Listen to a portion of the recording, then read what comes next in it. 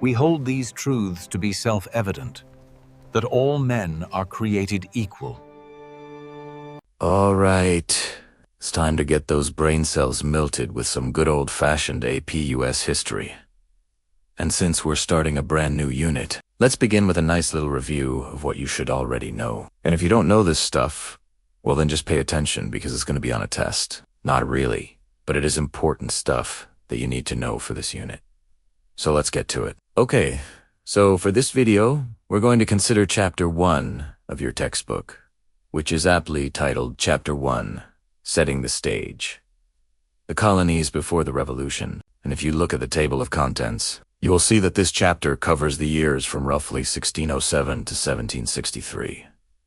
That is a big chunk of time. But the reason that they include all of that is because there is a lot of background information that you need to know before we can jump into the American Revolution. And also, this was an extremely important period of time in the development of the colonies.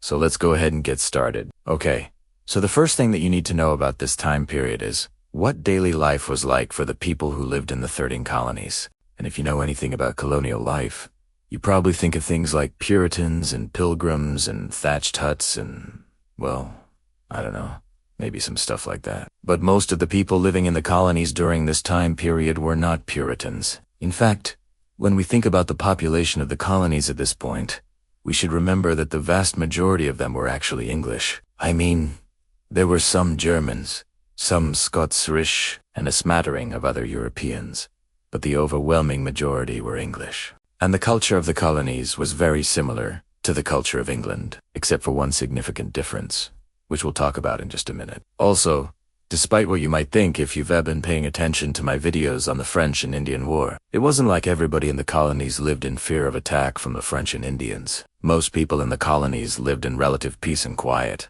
working their farms or their businesses, raising their kids, trying to make money, and really, they had no idea that everything was about to change drastically.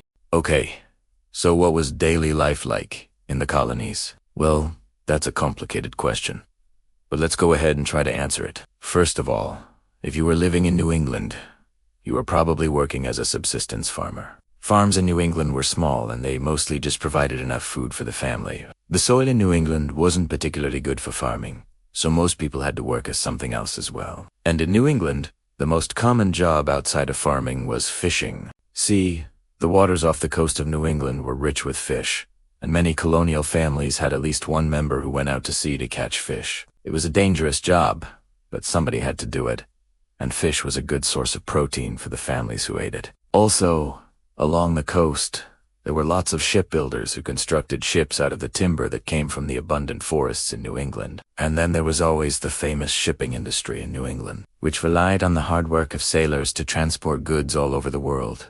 Oh, and one more thing.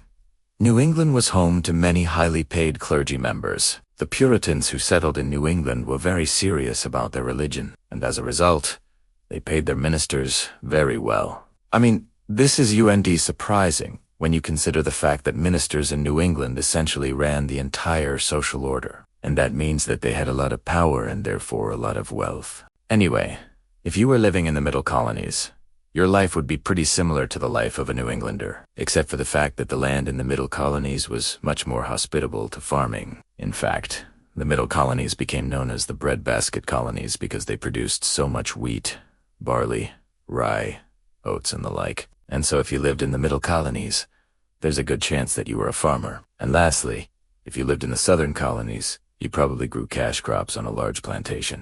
The most important cash crop in the South was tobacco. But rice, indigo, cotton, and wheat were also very popular. And as you can probably imagine, running a plantation required a lot of labor. And so the plantation owners in the South were the richest people in the colonies by far. And to take care of their land, they bought slaves. In fact, by the middle of the 18th century, there were about 250,000 slaves living in the British North American colonies, and the vast majority of them lived in the southern colonies. Okay, so now that we've established what daily life was like in the colonies, let's talk about their ties to Great Britain, because although the colonists were living their lives in relative peace and quiet, they knew that they were still tied to the mother country, and as such, they maintained many cultural and economic ties to Britain. Let's start with the obvious. The British monarchy. Even though the people living in the colonies were mostly English, they didn't live under English rule. They lived under the rule of the British king, who at this time was King George II.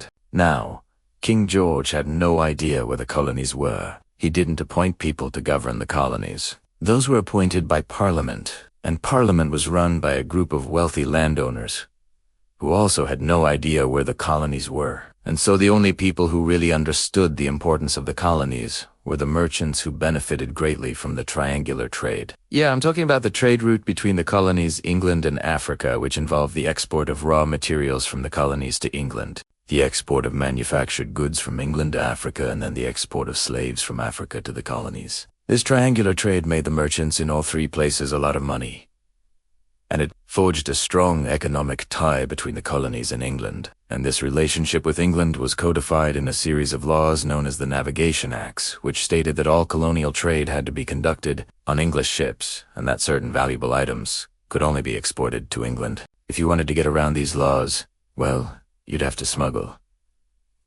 And smuggling was rampant in the colonies. In fact, most colonial merchants engaged in smuggling at one time or another. They smuggled things like sugar, rum, and molasses from the French and Spanish, even though it was illegal to do so. And the British weren't stupid.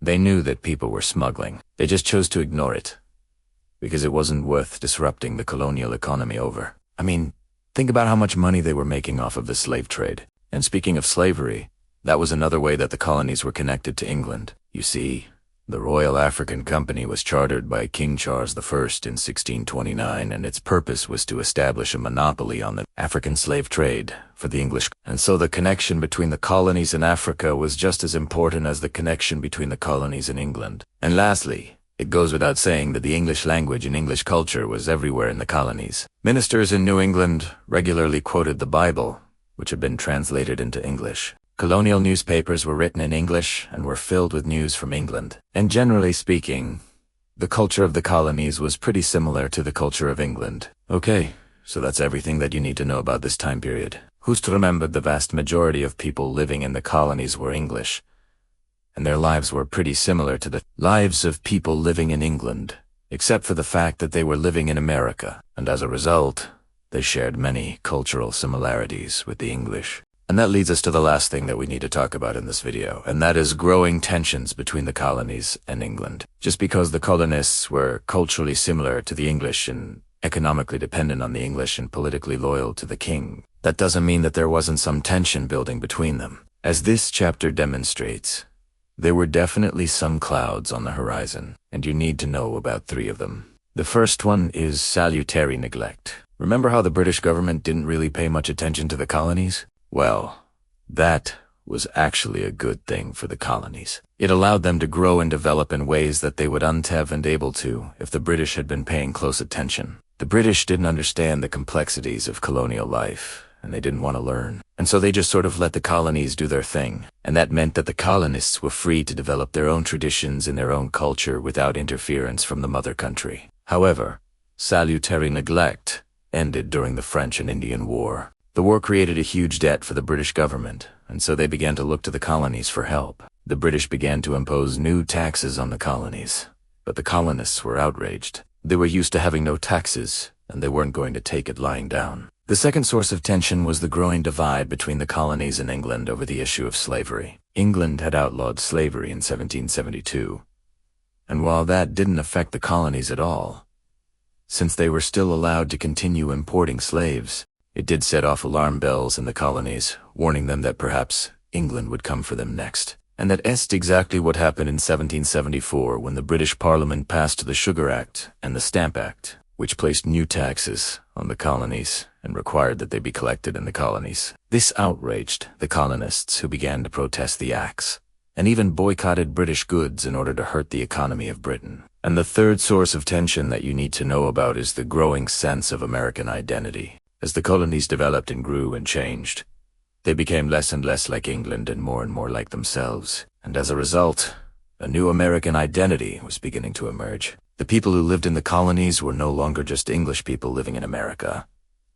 They were Americans. And Americans, at least the ones in the colonies, were beginning to resent the control that the British government had over their lives. They were tired of being told what to do, and they wanted to be left alone. Okay, click here to keep reviewing for Unit 2. And I've got a couple other videos right here that you might want to check out. But please subscribe if you haven't already, and I'll see you in the next video. Okay, back to the future. It is time for Chapter 2 of our American Revolution story, where we're going to talk about how things went from bad to worse between Britain and its North American colonies. If you missed Part 1, then by all means go back and check it out, so you can get caught up, because this is an important part of the story. In fact, I'm going to wait right here until you get back. Welcome back. Glad you could join us. Now, let's get started with the France and Indian War. Yeah, that's the real name of the conflict we're going to discuss in this chapter. But don't worry, most people just call it the French and Indian War. And even though it doesn't have quite the same ring to it, it's really not much easier to say than the other one. So let's go with that. Anyway, the French and Indian War was fought between 1754 and 1763. And if you want to know more about it, then again, there's a link in the description below to a playlist with videos for each year of the war. You can also find a ton of information online, especially at history.com or Wikipedia. So be sure to check those out after this video, but let me sum it up for you quickly. Basically, Britain and France had been fighting over land in North America for decades already, and it came to a head when the French built forts west of the Appalachian Mountains, which angered the British colonists who thought that land was theirs by right. When the French refused to leave, the colonists got into a tizzy and demanded that the British government do something about it. So Britain declared war on France and began sending troops to the colonies to fight the French and their Native American allies. After years of fighting, the British finally won and gained a tremendous amount of land as a result. They now controlled all of Canada and the Ohio Valley, as well as the Mississippi River. But the problem was that Britain was deeply in debt from all the fighting, and they needed a way to pay it off. The obvious solution was to tax the colonies, but they had never done that before. And besides, Parliament had passed a series of acts that said they couldn't. But that didn't stop them from trying anyway. In 1764, Parliament passed a series of acts that placed new taxes on goods such as paper, glass, lead, and paint. And while these acts were supposed to apply only to the colonies, many merchants in England also had to pay them. So there was a lot of opposition to the acts, both there and in the colonies. In fact, the English people were so outraged that they actually started boycotting the goods in protests, which caused the prices of those items to skyrocket. For example, before the Sugar Act was passed in 1764, a barrel of sugar cost about 30 pounds. But after the act was passed, the price jumped to 80 pounds per barrel. To make matters worse, the British government cracked down on smuggling and began seizing ships that were carrying smuggled goods.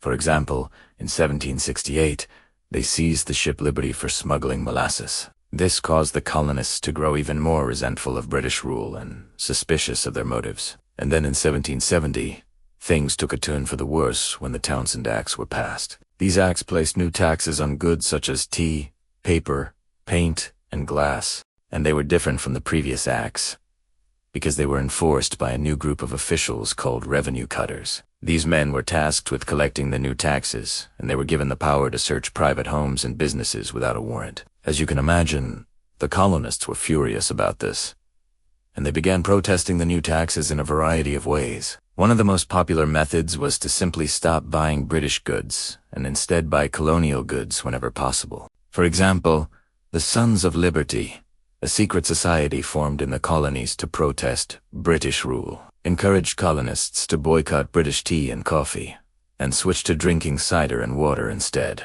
Another popular method was to organize protests and demonstrations. For example, in 1770, a group of colonists protested the Townshend Acts by dumping 92 hogsheads of British tea into the Boston harbor. This event became known as the Boston Tea Party, and it was one of the most famous acts of defiance against British rule. All of this tension eventually came to a head in 1775 with the battles of Lexington and Continental, which kicked off the American Revolution.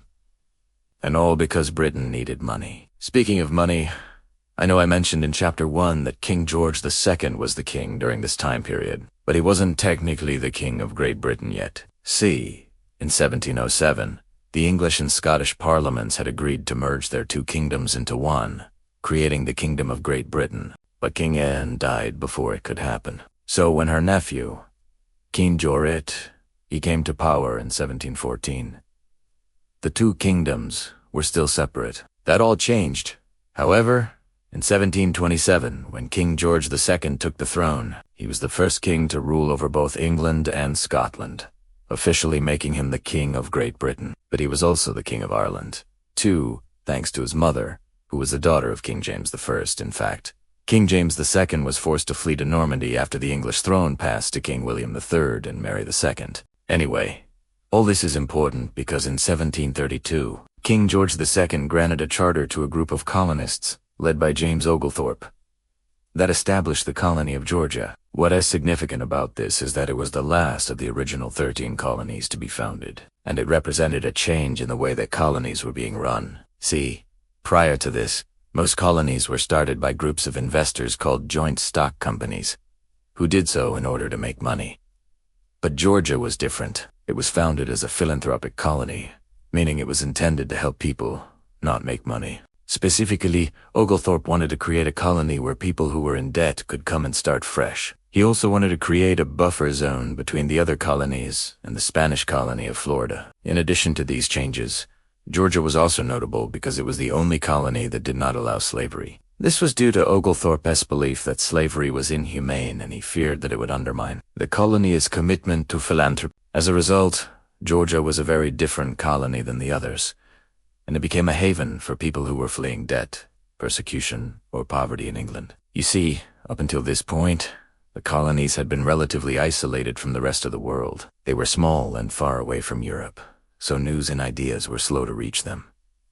But that was about to change. In the mid-1700s, a series of events known as the French and Indian War and the 7 Years' War in Europe caused major changes in the colonies. First of all, the French and Indian War was a conflict between Britain and France over control of North America. The war lasted from 1754 to 1763 and resulted in Britain gaining vast amounts of land in Canada and the Ohio Valley. This land was a source of great wealth for Britain, and they wanted to exploit it as much as possible. But in order to do that, they needed to impose new taxes on the colonies to pay for the war. The colonists, however, were not happy about this and began to resist British rule. This resistance grew over time and eventually led to the American Revolution. The 7 Years' War was a global conflict between Britain and France that lasted from 1756 to 1763. The war was fought in Europe, North America, and Asia, and was the largest war in the history of the world up to that point. Britain and France were the two main belligerents, but other European powers were also involved. The war had a profound impact on the colonies. On the one hand, it brought new wealth and opportunities to the colonies, as they were able to trade with the British military and supply them with goods and services. On the other hand, the war also brought hardship and suffering to the colonies, as they were increasingly drawn into the conflict between Britain and France. The war also led to the rise of a new generation of leaders in the colonies who were more assertive in their opposition to British rule. Overall, the French and Indian War and the 7 Years' War were major turning points in the history of the colonies. They marked the beginning of the end for the British Empire and the beginning of a new era for the colonies. The war led to increased tensions between the colonies and Britain, which eventually culminated in the American Revolution. It also led to the rise of a new generation of colonial leaders who would go on to shape the future of the United States. So that brings us to the end of Chapter 2. How are things going so far? Are you enjoying the series? Let me know in the comments below. Also, don't forget to like and subscribe. We're almost at 2 million subscribers. Hard to believe. Thank you so much. And with your support, we can continue making these videos for many years to come. Speaking of which, I'll see you next time for Chapter 3.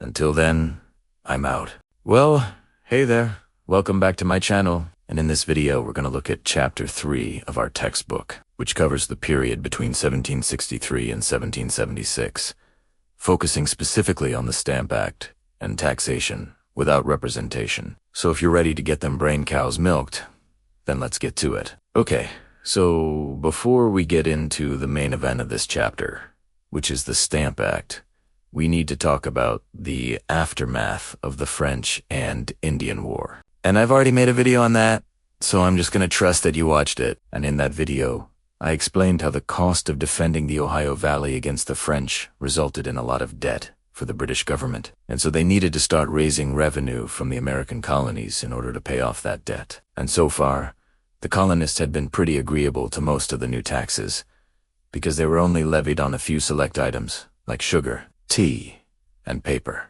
But now Parliament was going to go all in with a tax on every piece of printed material in the colonies. And that was a really big deal because newspapers, pamphlets, legal documents, business contracts, even playing cards and dice were all affected by this tax. And to make matters worse, this was not a tax that people could pass on to someone else. This was a tax on the consumer. So when you went to buy a newspaper, you would have to pay an extra fee directly to the crown.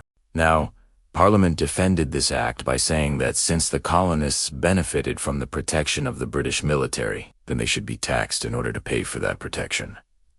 But the colonists did not see it that way at all. They argued that because they had no representation in Parliament, because they couldn't vote in elections and have their voice heard, then they should not be taxed. And that became the rallying cry of the entire movement. No taxation without representation. That's actually one of the most famous phrases in all of American history. And right after this act was passed, colonial leaders began meeting in local assemblies to discuss how they should respond, and the answer was always the same. No taxation without representation. But those meetings weren't enough. So, in October of 1765, delegates from 9 colonies met up with a group of British merchants in New York City for the first time and created a list of 11 grievances against the British government. First of all, they said Parliament had no right to tax them because they had no representation in Parliament. And second, they argued that the tax on printed materials was unconstitutional. And that's because the Constitution of the Colonies, which was really just the colonial version of the English Bill of Rights, said that the people had the right to be free from unreasonable searches and seizures. And they argued that this tax on printed materials was an unreasonable search and seizure because the government was taxing the paper on which they wrote, thus taxing their thoughts. So after they'd gotten all of that out of the way, the delegates then petitioned Parliament to repeal or undo the Stamp Act. Now, I know you're probably thinking, well, wait a minute. Didn't the whole no taxation without representation thing mean that they weren't supposed to petition Parliament? But that's exactly what they were doing. They were saying we don't have representation. Therefore, this is unjust. We therefore demand that you repeal the Stamp Act. But unfortunately, this petition fell on deaf ears. Parliament wasn't interested in repealing the Stamp Act, and so the colonists decided to take more drastic measures. The most prominent of these was a boycott of British goods. And this was very effective because most of the things that the colonists bought and sold were actually shipped to England and then shipped back to the colonies. For example, if you wanted to buy a blanket in the colony of Virginia, chances are it was made in England. Or if you wanted to buy molasses in New York, it probably came from the West Indies. And so the colonists agreed to stop purchasing any of these manufactured goods. Now, I should mention that while this boycott was very effective, it wasn't all that popular among the wealthy landowning class in the colonies, because they were the ones who benefited the most from the triangular trade network. And if you want to hear more about that, then watch my video on the triangular trade. Anyway, so this boycott hurt the British economy pretty bad. But despite that, they weren't willing to budge. And so the colonists decided to take another drastic measure, and that was to smuggling goods from other places. Because if Britain was the only place that they could purchase manufactured goods, then the colonists reasoned that they could just import those goods from France or some other country. And so smuggling rings sprang up all over the place. And if you wanted to help smuggling goods, then you joined the Sons of Liberty. And this was a secret society founded in the mid-1760s to fight for colonial rights. And depending on the colony, they engaged in boycotts, protests, and even riots against British officials. But as much as the colonists protested, Parliament still refused to repeal the act. And in 1767, they added insult to injury by passing the Quartering Act, which forced colonists to house British troops in their homes. And so the colonists decided to protest this act in an even bigger way. In 1768, a group of young men known as the Liberty Boys started organizing mobs to surround and heckle British tax collectors. And as a result, most of the tax collectors resigned, and the ones who stayed on the job had to be accompanied by armed guards. But by 1769, things had cooled off, and the tax collectors were being paid in full. But it was only 2 years later that the real heat started to come.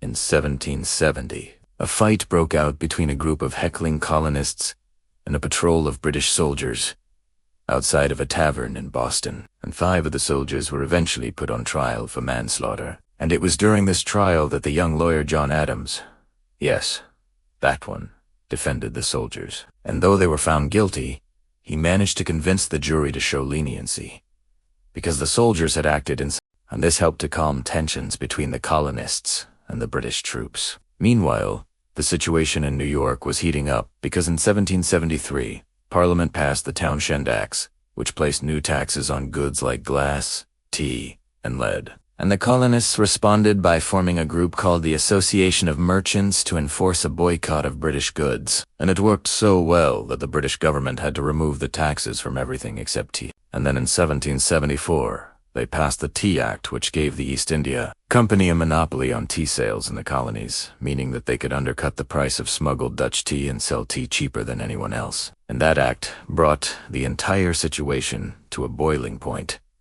And you know what? I am gone. Nah, leave that boiling point right there because that's where we re-gone. Nah. Pick up in the next video.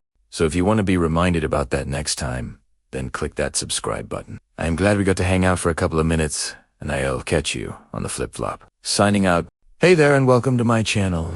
And this is Chapter 4, the Boston Tea Party and the Coercive Acts.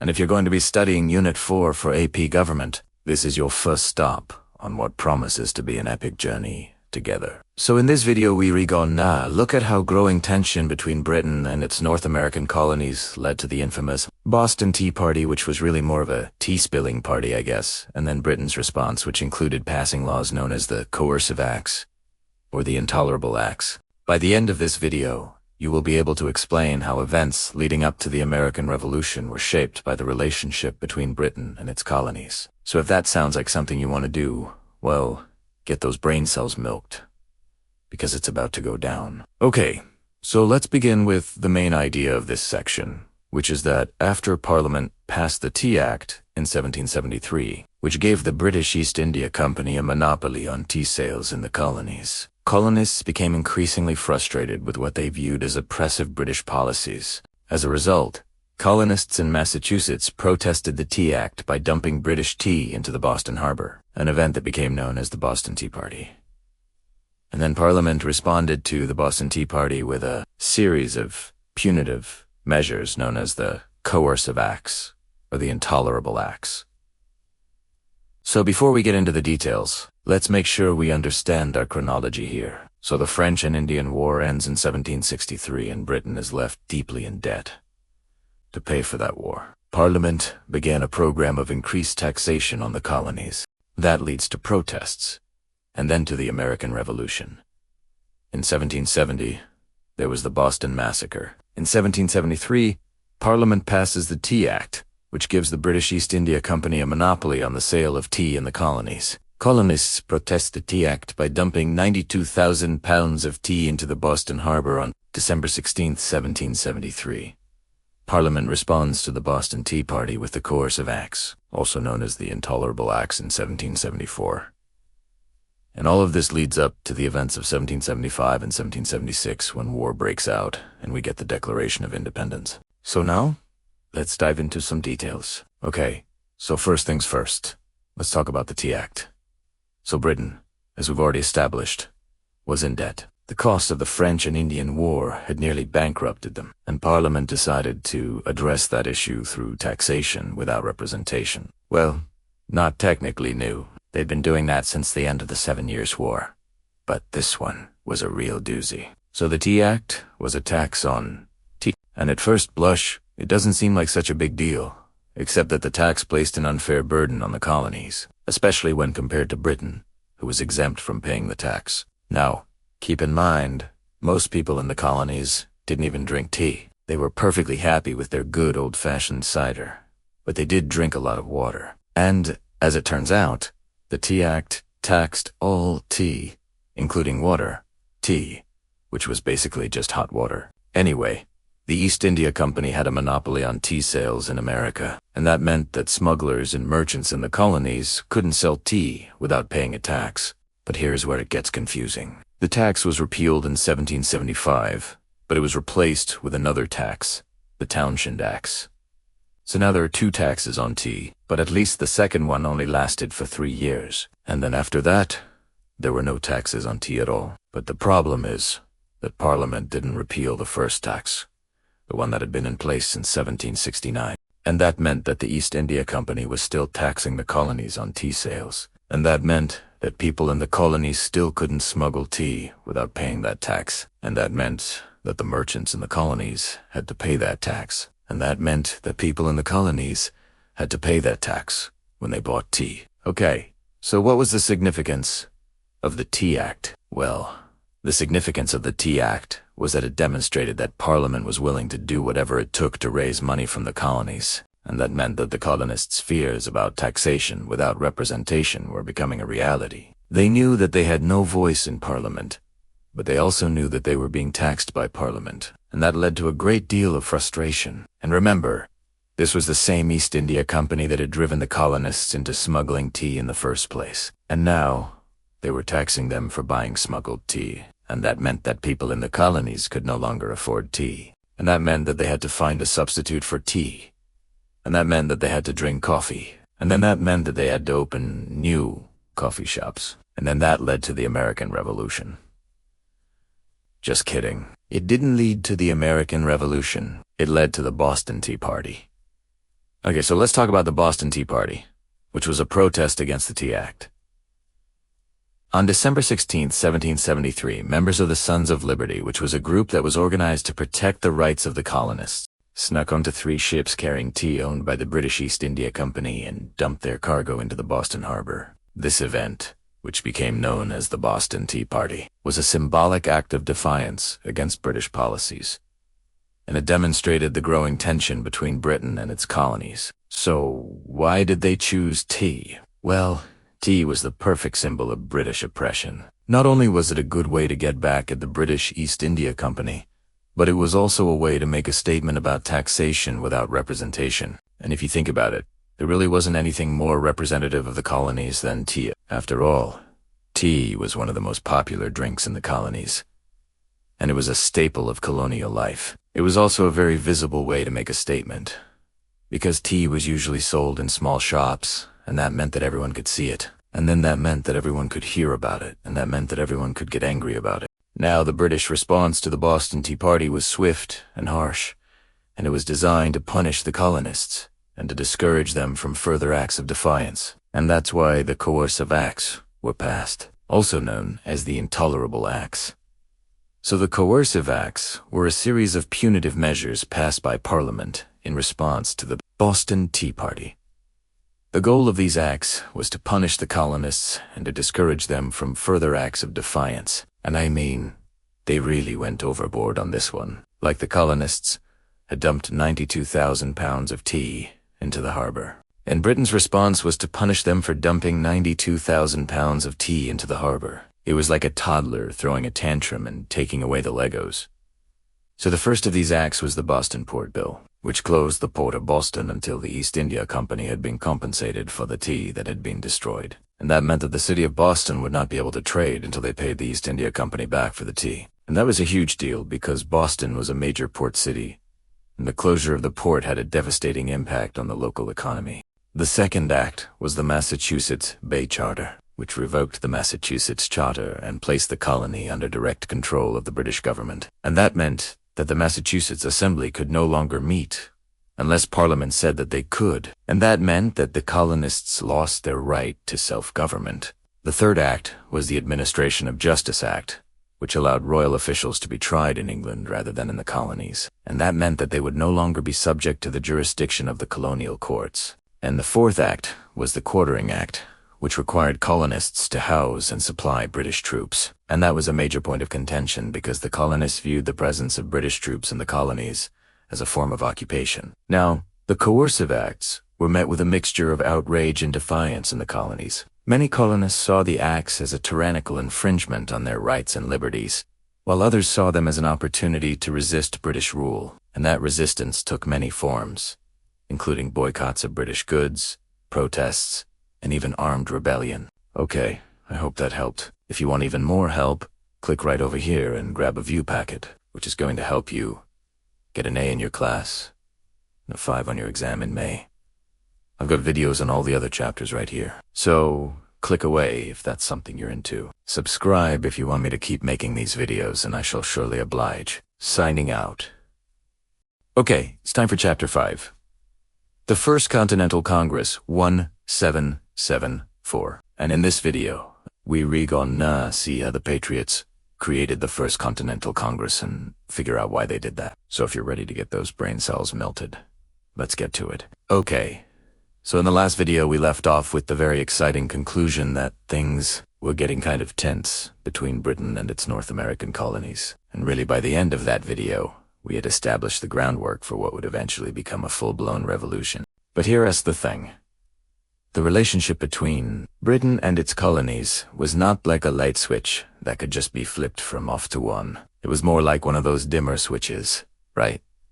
Like at first, the tension was just there. It was kind of in the background, and then gradually it just got brighter and brighter until eventually the entire thing exploded. Anyway, our story today starts in September of 1774 with the first step towards that explosion, which was the First Continental Congress. So here's what happened. In the early part of 1774, leaders from all across New England and some of the middle colonies gathered together in Philadelphia. And that might seem like an unremarkable thing.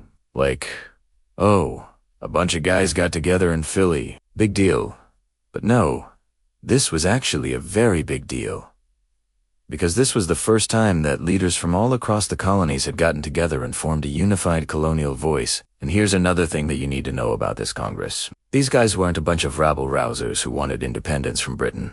At least, not yet.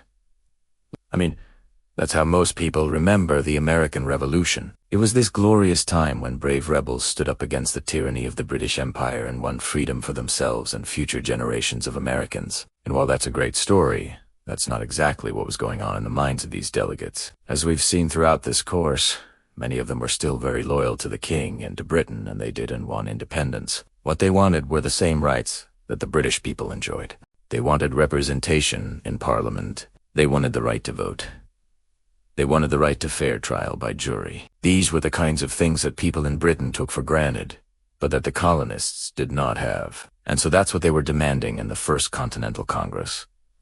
They wanted to make the case to Britain that they deserved those rights. Now, before we go any further, let's talk about why they called themselves a Congress. This is important, so pay attention. When you use the word Congress, you're talking about a formal assembly of people who have come together to discuss important matters. You know, like a group of people who are making laws or writing a constitution or declaring independence. That's Congress. So the First Continental Congress was a group of people who met together to represent their colonies and to petition the king for their rights. But not everyone in the colonies supported this. In fact, the majority of people in the colonies were not even represented at this Congress, because most people were not allowed to vote, but also because the idea of a Congress was sort of a radical new idea. It had never been done before, and so many people in the colonies thought it was just a bad idea. They were like, you guys can't just do that. You don't have the authority to do that.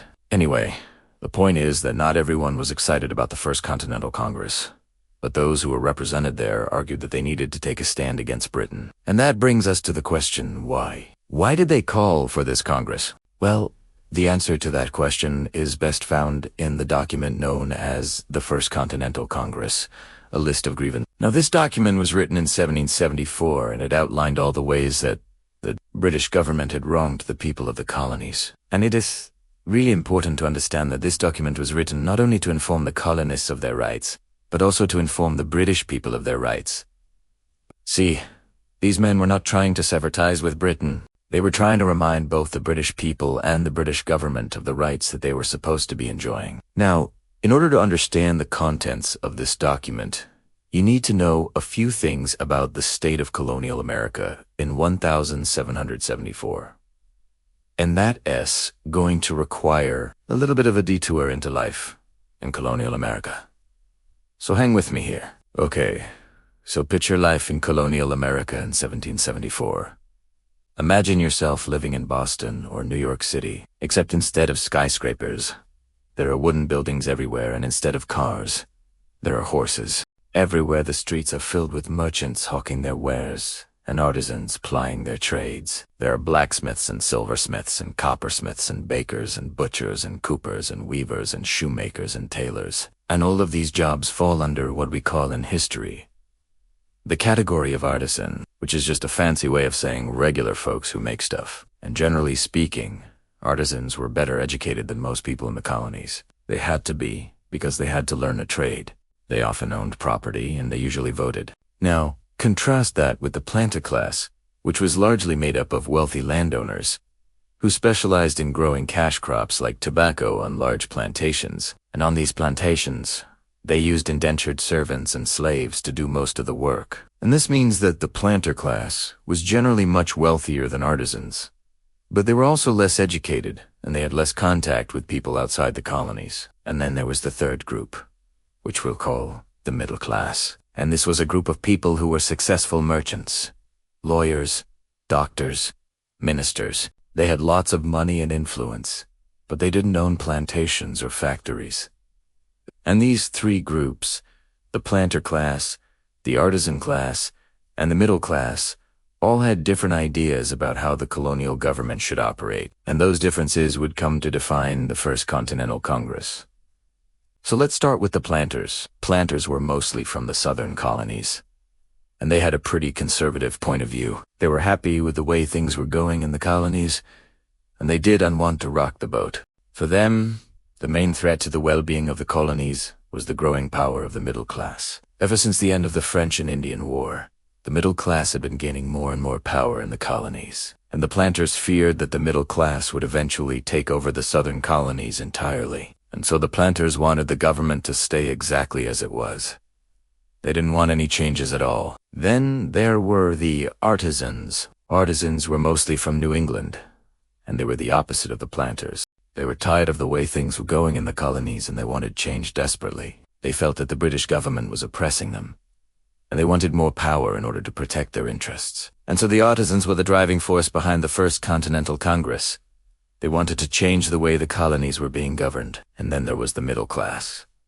The middle class was spread out all over the colonies, and they had a pragmatic point of view. They weren't happy with the way things were going in the colonies, but they also didn't want to upset the status quo too much. They knew that the British government was powerful, and they didn't want to provoke them. And so the middle class was kind of stuck in the middle. They wanted some changes, but they didn't want to go too far. And this disagreement over how to respond to British policies is what defined the First Continental Congress. It was a battle between the artisans and the conservatives, between those who wanted change and those who didn't. And ultimately, the pragmatists won out. The members of the First Continental Congress wrote the Declaration and sent it to the king, but they also made sure that it didn't say anything too radical. They didn't declare independence. They didn't call for the overthrow of the British government. They simply asked for the king to restore their rights as British subjects, and that was enough to get the king's attention. But not everyone was happy with the outcome of the First Continental Congress. The artisans felt that the document was too moderate and didn't go far enough in condemning the British government. And the British government felt that the document was too radical and went further than they should have. But those are stories that will have to wait for another video. In this video, we've just seen that when the artisans, the middle class, and the planters came together in the First Continental Congress, they produced a document that tried to explain their grievances to the British government. And whether the king listened to them or not is something we'll find out in the next video. Okay, click here to keep reviewing for Unit 2. And I'm glad we got to hang out for a couple minutes, and I'll catch you on the flip-flop. Signing out. Chapter 6. From Protest to Armed Resistance. Alright, we're in Chapter 6. We're going from protests to armed resistance. And our first stop is April 19th, 1775. So get ready for the first battles of the American Revolution. The battles of Lexington and Concord. I have a whole video dedicated to those battles if you want to check it out after this. But the long story short is that the British are marching out from Boston to Concord to seize colonial military supplies. Paul Revere and a few others ride to warn the countryside that the redcoats are coming. And when the sun comes up the next morning, we have two groups of Minutemen militia assembled. One in Lexington, one in Concord. Now, the British are going to come across the militia first in Lexington at this little town green. And there's going to be some back and forth. There's going to be some shots fired. But the British are gone, drive the militia off the field, and they re-gone, head into In Concord, a similar thing happens. There are more militiamen than the British troops realize, and so they fire on them and again drive them off the field. They seize the supplies in Concord and then they start heading back to Boston. Now, the militias from all around the countryside hear that the British are coming back through their towns. They sound the alarm. They start gathering together. They start firing on the British troops. And by the end of the day, the British have been pushed all the way back into Boston. And so, big picture here, what has happened? Well, we now know that war has begun. The British and the colonies are now fighting each other openly and on purpose. It's not just these little protests anymore. The gloves are off. War has begun. Second, here's where we see ordinary farmers turn into soldiers. So, in Concord, there are about 400 militia gathered on the battlefield there, and the British come across them and start firing on them. So these guys all drop their farming tools, pick up their muskets, and return fire. Now, the interesting thing is that the Concord militia was actually better armed than most colonial militias, because they were expecting an attack from the British, so they had a lot of guns and ammunition with them. And the same thing is going to happen in Lexington. These are farmers. They're used to having guns around. They're used to hunting with them. And when it comes time to defend themselves, they know how to use those guns. Third, and probably most importantly, the people in the colonies finally realize that war has begun. They thought it might be coming. They knew that things were tense, but they hoped that it wouldn't come to this, that they could negotiate with the British and come to some sort of peaceful resolution. But after the battles of Lexington and Concord, there is no doubt in anyone's mind that war has begun. And so now the question becomes, what are we going to do about it? Okay, that brings us to our first question. How did public opinion shift during the period between the battles of Lexington and Concord and the Declaration of Independence? Well, like I said, before Lexington and Concord, people were hoping that they could avoid war, that maybe things would settle down. But after Lexington and Concord, war was begun.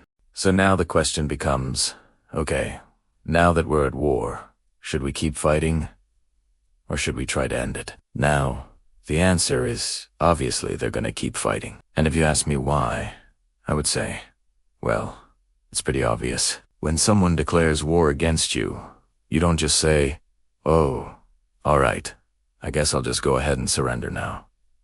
That's ridiculous. Of course they're going to keep fighting. But there's more to it than that. And if you want to understand that more, let me pose this question to you. Why do you think King George II would not accept colonial independence? Why would he not allow the colonies to break away from the empire? Now, here's the easy answer. He wouldn't. Now, here's the harder answer. Do you think it has something to do with the fact that if he let the colonies go, his empire would no longer be an empire? If you said yes, you are correct. King George II ruled over a massive empire that stretched around the globe. He ruled over North America, he ruled over Europe, he ruled over Asia, he ruled over Africa. He had a big empire, and if the colonies broke away, that empire would shrink. And also, if the colonies broke away, would other parts of his empire be emboldened to demand their own independence? Maybe the people in India want to be independent. Maybe the people in Africa want to be independent. Maybe the people in Ireland want to be independent. So, if King George II allowed the colonies to become independent, he would risk breaking up his entire empire. And that's something he was not willing to do. And so now, once war is broken out, everyone in the colonies realizes that independence is necessary. They can't just go back to the way things were. Now they want full independence. Okay, that brings us to our second question. What was the significance of the Olive Branch Petition? So, the Olive Branch Petition is exactly what it sounds like. It's a petition for peace. The colonists draw up this petition, and they send it to King George II right after the battles of Lexington and Concord, asking him to consider their grievances and hopefully to put an end to this growing conflict. But remember what we talked about a minute ago. King George II is not going to even consider ending the conflict. He's not going to consider independence. He's not going to consider any kind of compromise. He wants the colonies to submit and to go back to the way things were before. And so the olive branch petition is basically a symbolic gesture. It shows that the colonists are willing to come to the negotiating table. But it also shows King George II that if he doesn't listen, if he doesn't consider their grievances and end this conflict, then they will continue to fight. Okay, that brings us to our third question, which is, how did the war change from 1775 to 1776? In 1775, when the war began, the fighting was very limited. We only had those battles in Concord and Lexington, but by the end of 1775, we have full-blown war. And so, for example, in 1775, only New England was really involved in the war. But by the end of the year, we have people from all over the colonies who are getting involved. Also, the nature of the fighting changes. In 1775, most of the fighting is done by militia, minutemen who are just ordinary farmers. But by the end of 1775, we have regular armies. The Patriots have raised their own Continental Army, and they have George Washington as commander-in-chief. And so by the end of 1775, the war is much more serious. People are fully committed to the fight. And finally, another way that the war changes from 1775 to 1776 is that in 1775, the fighting was limited to the countryside. But by the end of 1775, we have cities that are being taken over. For example, in October of 1775, the Patriots seized the city of Boston. So that shows you that this war is growing. It started out as these isolated incidents in the countryside, but by the end of 1775, we have armies facing off against each other. We have cities being captured. This is full-blown war. All right, I hope that helped. If you want even more help, then click right here and grab a view packet. I've got videos, notes, and self-study questions for all of your social studies classes. And if you want to give me some feedback, then leave a comment below. I'm grading all of your comments, and ILL. Make sure to reply to everything that I can. All right? Thanks for hanging out with me. All right, we're back. We're back in Philadelphia for Chapter 7. Yes. We'll be skipping around a little bit because I want to start this chapter with everyone's favorite founding father, George Washington. But don't worry, we will get back to John Hancock and the other boys getting arrested by British soldiers. It's going to be great. I promise. I promise. So, in May of 1775, all of those delegates that had fled to different colonies at the end of the First Continental Congress, they are now returning to Philadelphia to attend the Second Continental Congress. Now, before they even get there, before they even meet, two very important things have happened. Number one, Lexington and no one knows. The appointment of George Washington as commander of the Continental Army. Now, the Second Continental Congress is going to meet, and it is going to last from May to November of 1775. So, this is going to take some time. They're going to have a lot of debates during this time period. But the first order of business when they get there is to confirm the appointment of George Washington as the commander of the Continental Army. And they do that pretty quickly. They also send a bunch of supplies up to him because he's stationed up in Cambridge, Massachusetts, outside of Boston, where we know that the British are still occupying the city. So, while these delegates are in Philadelphia, and remember, this is not a formal government yet, this is just a group of delegates trying to figure out what to do about the situation. Well, they are sending supplies and money down to George Washington to help him. That's kind of like a government, right? Not really, but kind of. But then after that, there's a big debate. Is reconciliation still an option, or should they go ahead and declare independence? Now, if you recall, at the end of Chapter 6, the First Continental Congress, the Olive Branch Petition was sent to King George II. And in that petition, the colonists begged the king to, basically, listen to our grievances. We have some problems with this whole taxation without representation thing. Maybe we can work it out, right?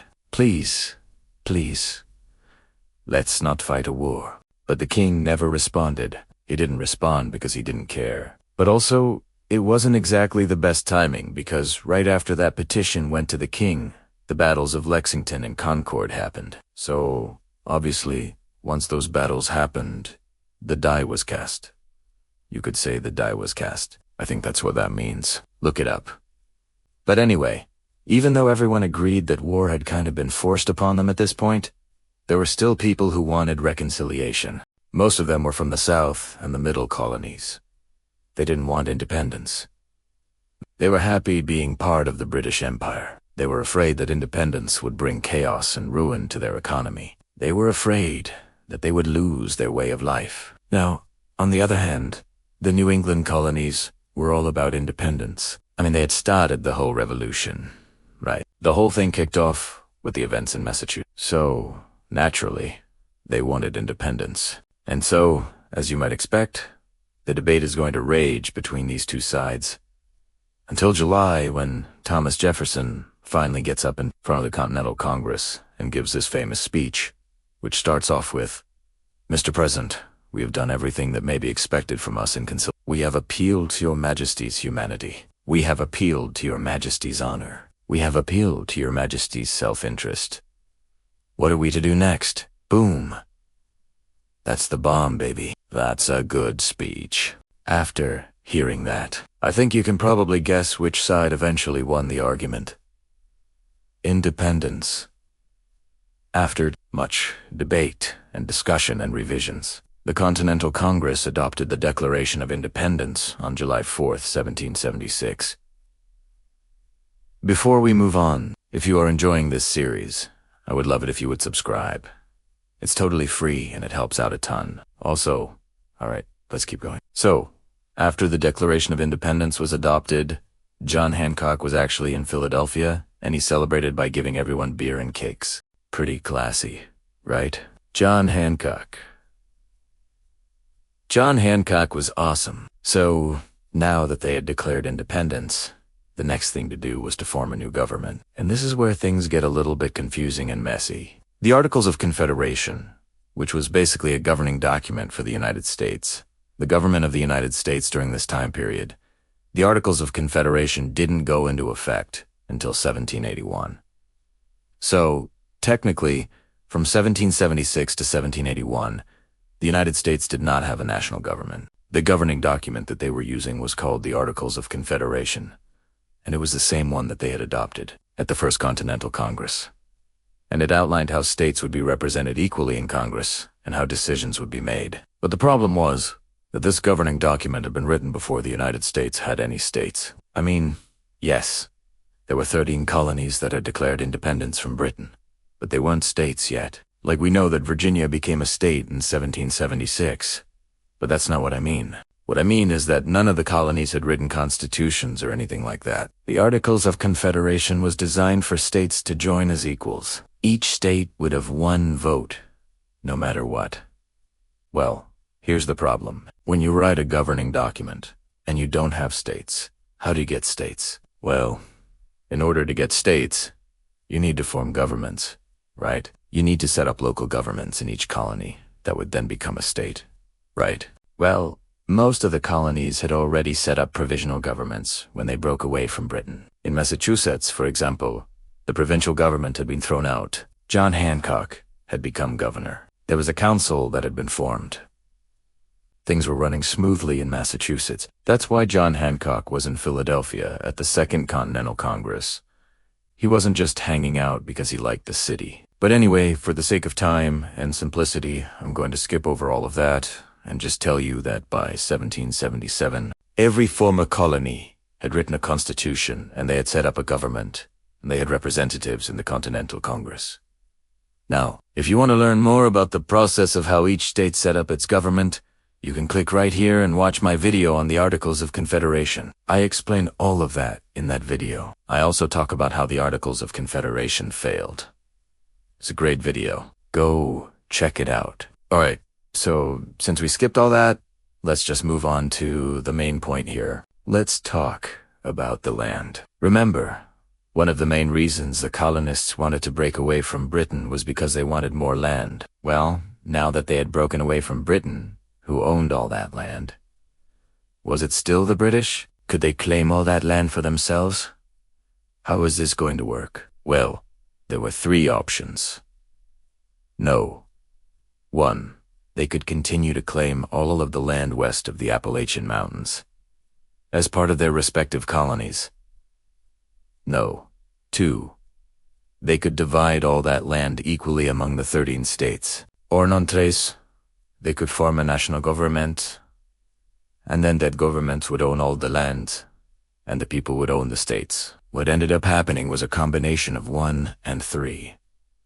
The states got to keep all the land within their borders, and then the national government owned all the land west of the Appalachian Mountains. This was decided at the Land Ordinance of 1785. And it set up a plan for surveying and selling all of that land. And that's Chapter 7. I told you we'd get back to George Washington. We did it. High five. I high five you. Although you can't see it because we're on a video and you're just seeing me talk to myself. But I'm doing a high five anyway. Good job. Okay. If you want to keep reviewing for Unit 3 of the American Revolution, click right over here and review some vocabulary words, and make sure you VS subscribed so that I can see you in Unit 4. Next time we've re-gone, I talk about the French and Indian War. You'll see why that's important to the American Revolution. It's a lot of fun. I'm excited. I hope you are too. Alright, see you next time. Alright, it's time to get them brain cows milked. Because it's Chapter 8, y'all. And this is the one where we discuss Thomas Paine's pamphlet, Common Sense. So if you're ready to get them brain cows milked, let's get to it. Okay, before we dive into the big kahuna of Chapter 8, Mr. Thomas Paine himself, let's do a quick review of what we've learned in this section. First off, we learned about the Committees of Correspondence, which were these groups set up by the Sons of Liberty that allowed colonists in different areas to communicate with each other and basically get their whole heads together. Then we learned about the formation of the Continental Association, which was like a domestic boycott group that made sure that British goods were UN sold in America. And finally, we're going to learn about Thomas Paine's pamphlet, Common Sense, which completely changed the way that most colonists viewed the king and parliament and independence itself. Now remember, at the end of the last video, we were talking about how King George II was not too concerned about the colonists' protests. Why? Well, 2 reasons. 1, because he didn't really think they would get violent, and 2, because even if they did, he had enough power to put them down. However, all that was about to change with the publication of a little pamphlet called Common Sense. But who was Thomas Paine, and why should we care about his little pamphlet? Well, Thomas Paine was an English writer who came to America in 1774 and quickly joined the Patriot cause. Now, he wasn't some fancy-pants, educated man. He was actually an ever-drunk, ever-smoking former corset maker. But he did have one skill that ended up being more valuable than all the education in England. And that was the ability to write in a clear and understandable way to the common person. Now, after he got to Philadelphia in 1774, Paine started writing for a Patriot newspaper and soon finished his first pamphlet entitled Common Sense. This pamphlet is what ignited the American people and convinced them that, yeah, it was okay to be angry at the king and parliament. It turned out to be one of the most influential pieces of political writing in history, and here's how it happened. You see, in January of 1776, Paine wrote an article for a Pennsylvania newspaper arguing that, since Britain had no intention of treating the colonies fairly, the colonies should become independent. The paper's editor liked the article so much that he sent it to other editors throughout the colonies, and they began publishing it everywhere. By February, 5,000 copies of the pamphlet were sold. By March, 100,000 had been sold, and by the end of the year, perhaps 500,000. So what made this pamphlet so darn popular? Well, 2 things. No. 1, it was written in plain, everyday language that everyone could understand. And number 2, it was cheap. Most pamphlets cost between 4 and 5 shillings, but Common Sense only cost 1 shilling to make it affordable for everyone. In addition to those 2 factors, there were also 3 main arguments that Paine made in his pamphlet that really resonated with the American people. First, he argued that the connection between Great Britain and the colonies was unnatural. In other words, why should a bunch of people living on the other side of the Atlantic Ocean be ruled by a king they'd never met and had no say in choosing? Second, he argued that a monarchy was a bad form of government because the king couldn't be trusted. After all, look at what he'd done to the American colonies. And third, he said that independence was inevitable. He looked at the situation between Britain and the colonies and just saw a boiling kettle. Either the water was going to cool off or it was going to boil over, and given the unwillingness of both sides to compromise, it was inevitable that the kettle was going to boil over. Now, remember that when Paine published Common Sense, there was still a large group of people known as loyalists who remained loyal to the crown. But after reading this pamphlet, all bets were off. The floodgates had opened, and the ideas of independence were flowing freely throughout the colonies. But how did the British respond to this pamphlet, you might ask? Well, obviously they didn't like it because it was advocating for something they didn't want: independence. But the truth is, they probably wouldn't have responded at all if it hadn't gone viral. You see, when the pamphlet first came out, the British were pretty confident that the colonists were just blowing smoke. They thought the protests were simply a fad that would soon blow over. But once they realized the scope of support that this pamphlet was getting, they became a little bit worried. After all, Common Sense presented a point of view that many colonists were thinking, but couldn't quite articulate themselves. Now, you do want to have to agree with everything that Thomas Paine said in order to appreciate the impact he had. For example, he argued against the Christian faith, which obviously isn't something that we can endorse here in the Bible. But despite our disagreement with him on matters of faith, we can still recognize that he helped move the needle on many matters of politics and helped pave the way for religious freedom in America as well. Ultimately, Common Sense led to the American Revolution and the founding of the United States of America. So, he's pretty important. Okay, let's go ahead and wrap this baby up with some fun, fast review. Before we do, if you need to get your textbooks, please go to the website below. They have all the videos you need and the price cannot be beat. Alright, what are some ways that colonial leaders organized and protested against the British? Well, first, there were the Committees of Correspondence, which allowed for communication between different colonies and organization of protests. Then there was the Continental Association, which organized economic protests, such as the boycott of British goods. And lastly, there was Thomas Paine, who organized the minds of the American people through his pamphlet Common Sense. What was the significance of Thomas Paine's pamphlet Common Sense? Well, it was significant because it gave voice to the frustrations of the American people. The pamphlet sold hundreds of thousands of copies and made the ideas of independence popular among the colonists. Why was Common Sense so popular? Well, it was written in plain language that everyone could understand. It was cheap, so everyone could buy it, and it presented ideas that many colonists were already thinking.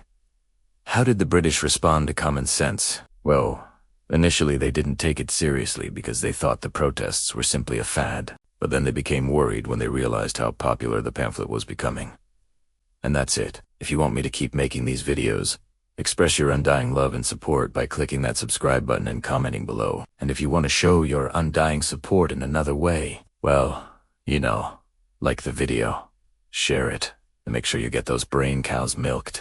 Okay, click right over here to grab a review packet if you need help getting an A in your class and a 5 on your exam in May. And additionally, if you want me to keep making these videos, please subscribe. I'm out. Alright, so we've just got done with chapters 7 and 8 of A Tale of Two Cities, and you can click right here to watch those videos if you have UNet already. But now it's time to do chapter 9, which is titled The Push for Independence. And for those of you who are just tuning in for the first time, welcome. I'm here to help you get through your AP government curriculum and prepare for your exam in May. So if you need help with chapters 1 through 8 or 9 through 17, just click right here in the playlist. So let's get to it. Okay, so before we jump into the main ideas of this chapter, let's begin with our review questions. First one comes from Mr. C. Review packet, page 42. Question 3 asks you to identify 2 examples of foreshadowing in part 1. So again, remember that part I covers chapters 1 through 6, and your answer here should look something like this. Okay, so the first example of foreshadowing occurs at the very beginning of the novel, where the author describes the strange and oppressive atmosphere of the period that gave birth to both Robespierre and Dr. Manette. This tells us right away that this will be a time of oppression and terror, and also that these 2 characters embody the spirit of the time. In other words, they will be products of their environment. Now for another example, Consider the episode in Chapter 5 where Darnay testifies on his own behalf at his trial in France. His nobility and integrity come through in his speech. He says, "My name has been cited with respect, and my person has been designated with courtesy. I am not naturally contentious, but I will not submit to an insult." This foreshadows his ability to rally the people of England to his side, because he has got integrity and dignity in this other stuff. And then finally, the third example comes from the wine shop episode in Chapter 6, where the Marquis falls victim to the guillotine, after his head was separated from his shoulders. Okay, so that's what you would have said for question 3. And then question 4 asks you to describe the economic situation in France during the late 18th century. So this is another one of those basic factual recall questions, and the answer is provided right here in the textbook. So France was deeply in debt as a result of supporting the American Revolution. The burden fell on the peasantry and the middle class to pay off the debt through taxation, which created a lot of resentment. In addition, the lavish spending of the royal family led to criticism and demands for reform. So that's what you would have said for question 4. Alright, moving on to some new material. So as you read this chapter, consider the following questions. First, why did the French people grow impatient with the reforms of King Louis XVI? Second, how did the situation in France become increasingly radical? And third, what caused the French Revolution to turn violent? So those are the questions we're considering as we read through this chapter. Okay, so let's begin with the first section of the chapter that begins with a pretty bold statement. The majority of the members of the National Assembly were ready for independence, okay? So in other words, they wanted to completely break away from the rule of the king. Now, this sentiment didn't represent the views of all the delegates. More cautious members called for restraint and moderation, especially after King Louis XVI threatened to use force to stop their law. But eventually, the resistance began to crumble. So there were two groups that emerged among the delegates. On the one hand, you had the moderates who were still willing to work within the system to bring about reform. They wanted to keep the king around and simply work to change some of his policies. On the other hand, you had the radicals who were demanding a complete break from the king. The radicals were gaining ground because the king continued to resist their efforts at reform. And so when the king closed the doors of the palace against the députés, refusing to listen to their grievances, the majority of the members of the National Assembly decided to proceed with the push for independence. So to better understand this conflict between the radicals and the moderates, consider looking at the table on page 77 of your textbook. It breaks down the different characteristics of each group and gives you a sense for the priorities of each side. So for example, while the moderates wanted to preserve order and authority, the radicals wanted to promote liberty and equality. And while the moderates believed in achieving political change through peaceful means, the radicals were willing to use violence to achieve their goals. Okay, so next, the radicalism grew among the French people and became increasingly violent. So as the revolution gained momentum, the language of the Jacobin became more radical, emphasizing virtue, patriotism, and the common good. The call for sacrifice and service attracted many young people who wanted to be part of a virtuous nation. And then finally, the storming of the Bastille on July 14, 1789, was a pivotal moment in the French Revolution. Remember that the Bastille was a royal prison that symbolized the oppressive power of the monarchy, and its capture by the people represented a decisive break with the past. Now, once the Bastille was stormed, the French people began to take control of their own affairs. Parish leaders formed revolutionary clubs to discuss politics and mobilize the population. Women also played a significant role in the revolution, organizing marches and demonstrations to demand changes in government policy. Okay, so now let us go ahead and answer those review questions we posed at the beginning of the video. So question no one asked us to explain why the French people grew impatient with the reforms of King Louis. Well, the answer lies in the fact that the king kept vacillating back and forth.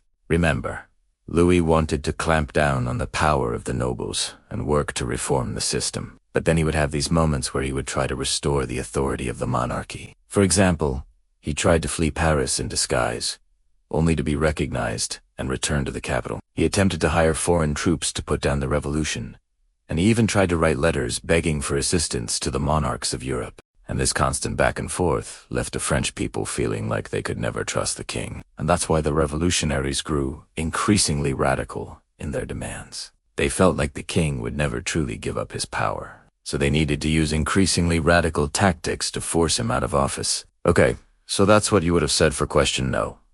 1. And then question no.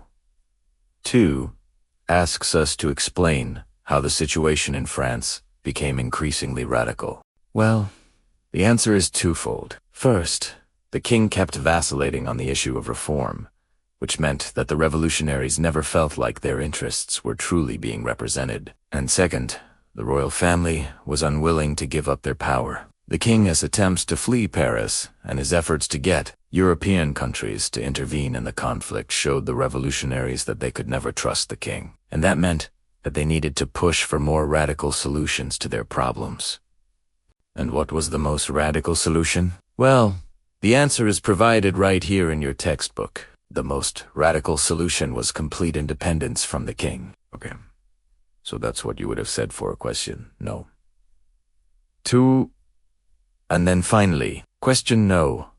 3 asks us to explain what caused the French Revolution to turn violent. Well, according to your textbook, the answer lies in the fact that the reform efforts of the revolution failed. So the revolutionaries began to turn on one another. Political clubs split into rival factions, and there were frequent street battles between them. And then the storming of the Tuileries Palace in August 1792 pushed France toward war with Austria and Prussia. So these external conflicts heightened tensions within France and made the situation increasingly unstable. Okay, so let's go ahead and wrap this up. If you're ready to get some practice questions, feel free to click on the link right here in the top right corner of the screen. You'll get 10 practice questions from each unit, which are designed to help you review all the major concepts from each chapter. So if you want to give that a shot, go ahead and click on that link, and then if you want a review packet, it's available for download. And don't forget, if you subscribe to my channel, you're going to get a summary packet sent to you automatically. So, thanks for watching. I hope you enjoyed this video, and I hope it helped you better understand Chapter 9 of A Tale of Two Cities. I've got a lot more videos to come, so I'll see you in the next one. Chapter 10. Drafting the Declaration. The Second Continental Congress assembled in Philadelphia on May 10, 1776, with delegates from 12 colonies. The main task before them was deciding how to respond to King George II. Repeated overtures for reconciliation, and most members of the Congress still hoped to resolve their differences with Britain peacefully. But there was growing sentiment that if compromise was impossible, then they would be forced to declare independence. On June, John Hancock, President of the Congress, appointed a committee of 5 to draft a Declaration of Independence consisting of Thomas Jefferson of Virginia, John Adams of Massachusetts, Benjamin Franklin of Pennsylvania, Roger Sherman of Connecticut, and Robert Livingston of New York. Jefferson was chosen as principal writer, and he and his fellow committee members worked late into the night of July, drafting and redrafting the document. In fact, they worked so late that they were forced to use candles to illuminate their papers, which may have contributed to the famous candlelight scene that is sometimes used to depict the signing of the Declaration of Independence. But it wasn't just the dim glow of candles that illuminated the path toward independence that night. It was also the hard work of these 5 men who carefully considered every word, making sure that it conveyed both the gravity of their decision and the principles upon which their new nation would be founded. Let's talk about this process of writing the Declaration of Independence right now. So, John Hancock appoints a committee of 5 to write the Declaration of Independence, and they are Thomas Jefferson, John Adams, Benjamin Franklin, Roger Sherman, and Robert Livingston. Now, Thomas Jefferson is our principal writer here. He will write the first draft, and then the committee will go through and revise it. So, Jefferson is obviously very important to the writing of the Declaration of Independence, and you can see that in the way that he talks about it in one of his letters. He says, "My mind is too much a record of every thought that passes through it to make a selection of what is valuable in it, and consign it to the flames of the whole." But the truth is, he didn't write it alone. In fact, everybody on that committee had an opportunity to add their voice to the creation of the Declaration of Independence. There are some scholars who say that John Adams actually wrote the first draft, but that's not really true. What John Adams did do was he suggested to Jefferson that when he sat down to write, he should first consider what kind of government the people of these colonies wanted to establish. And in response, Jefferson wrote, "We hold these truths to be self-evident.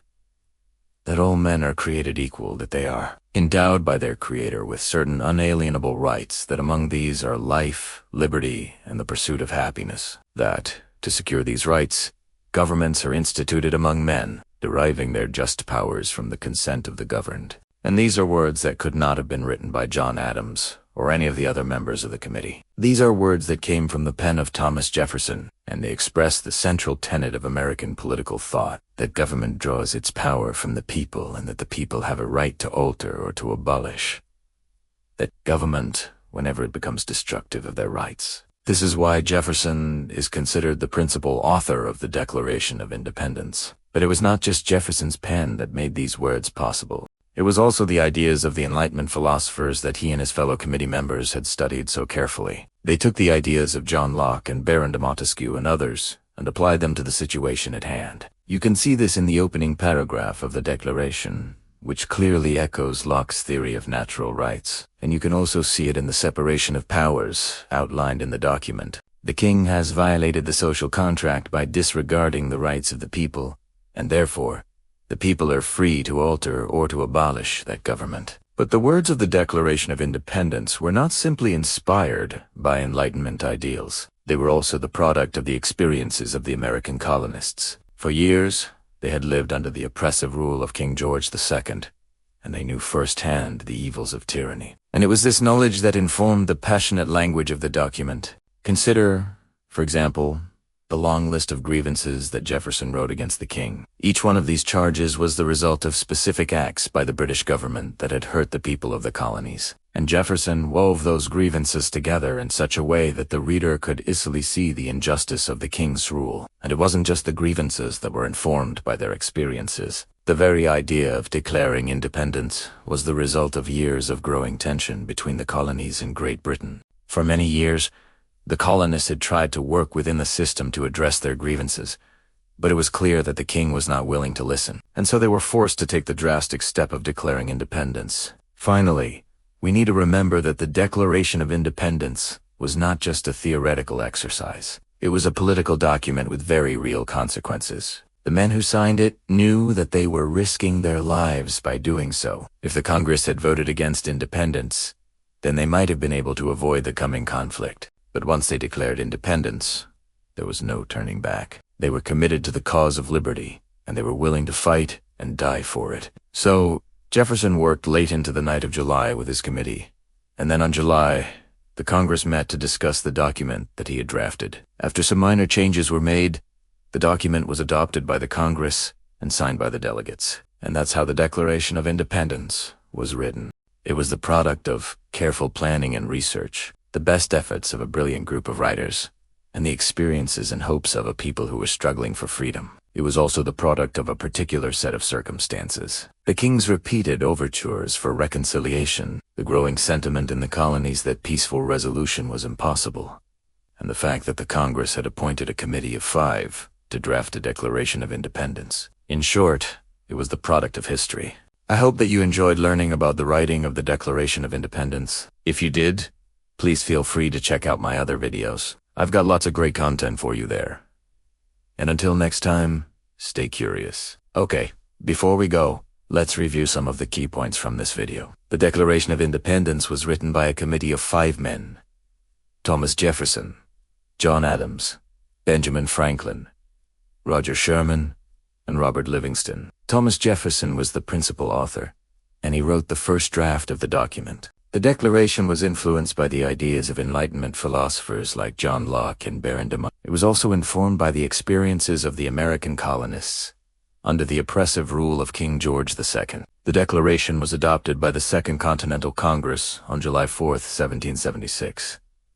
Now, let us look at some of the questions that you all asked about the writing of the Declaration of Independence. Why did Thomas Jefferson write the Declaration? Thomas Jefferson was chosen as the principal author because he was considered to be the most eloquent writer of the committee. Who else helped Thomas Jefferson write the Declaration? All of the members of the committee contributed to the final draft of the Declaration. John Adams suggested that Jefferson begin with a discussion of the kind of government the people desired. Benjamin Franklin helped to draft the list of grievances against the king. Roger Sherman and Robert Livingston also contributed to the final draft. although we don't know specifically what their contributions were. Finally, let's look at some of the comments that you all left in my last video. I love this comment from Thomas Jefferson. "He who is not for liberty is not worthy to be called a citizen."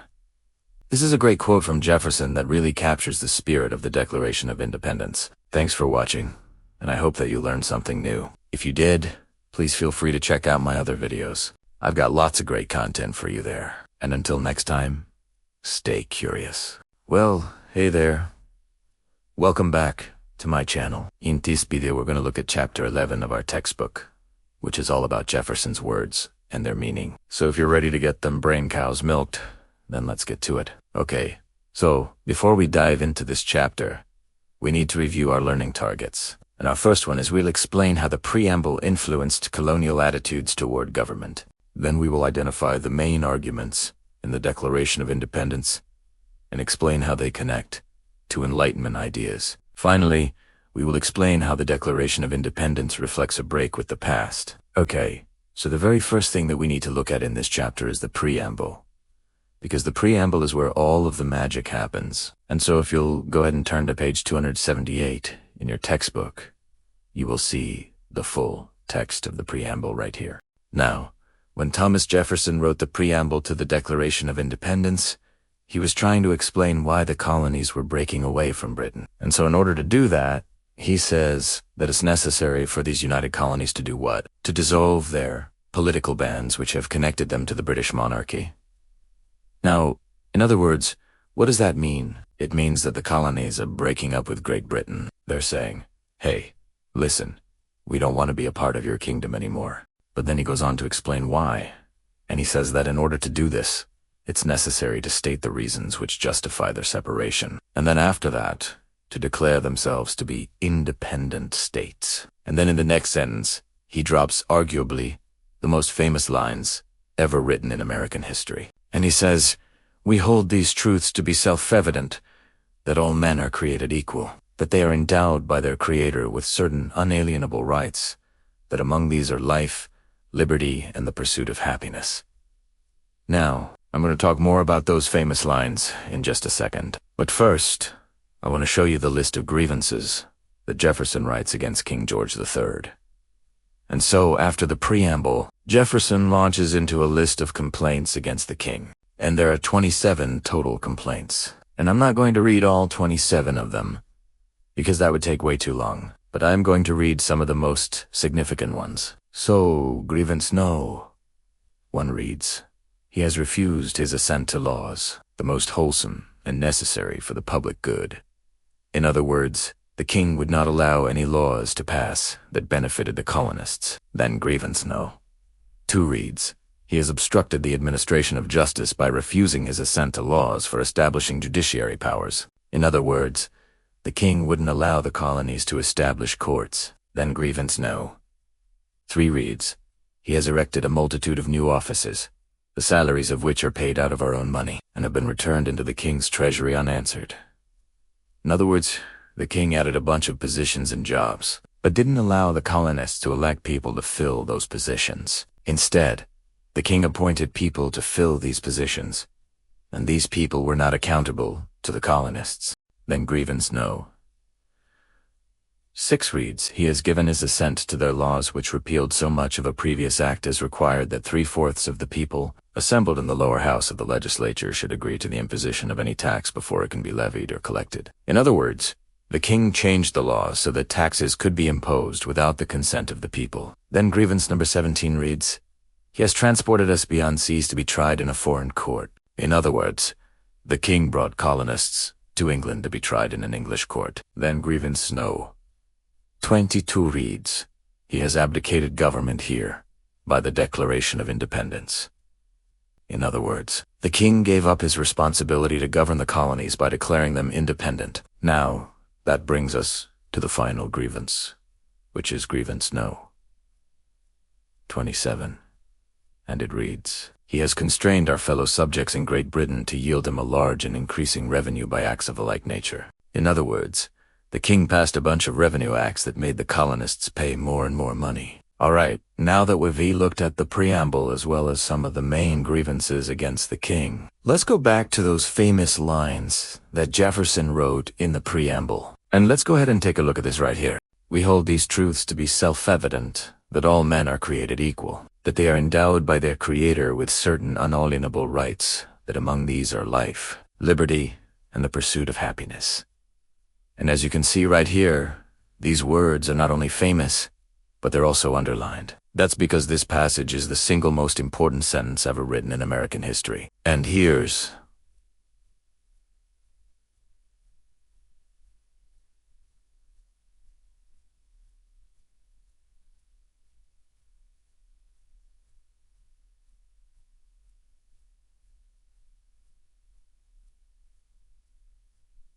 what? First of all, the words all men did not include women or African Americans or Native Americans, but that's beside the point. The point is that this is the first time in world history that a political document began with the assertion that all people are created equal. Secondly, he said that all men are endowed by their Creator, which meant that the source of these rights came directly from God Himself and not from the king.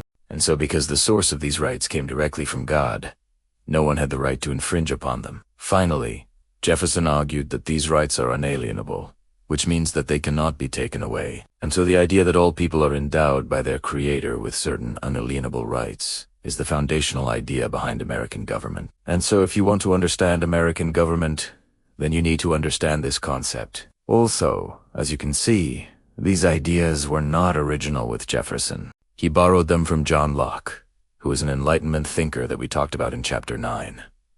And Jefferson stated this argument even more boldly in the Declaration of Independence. And so let me go ahead and show you that right here. If we scroll down just a little bit more, we will see another famous line that reads, that whenever any form of government becomes destructive of these ends, it is the right of the people to alter or abolish it, and to institute new government. In other words, if the government becomes destructive of the people's rights, then the people have a right to change that government. And that was a revolutionary idea. It was an idea that had never before been stated in a political document. But that's exactly what Jefferson did in the Declaration of Independence. He identified the grievances of the colonies. He borrowed Enlightenment ideas about natural rights.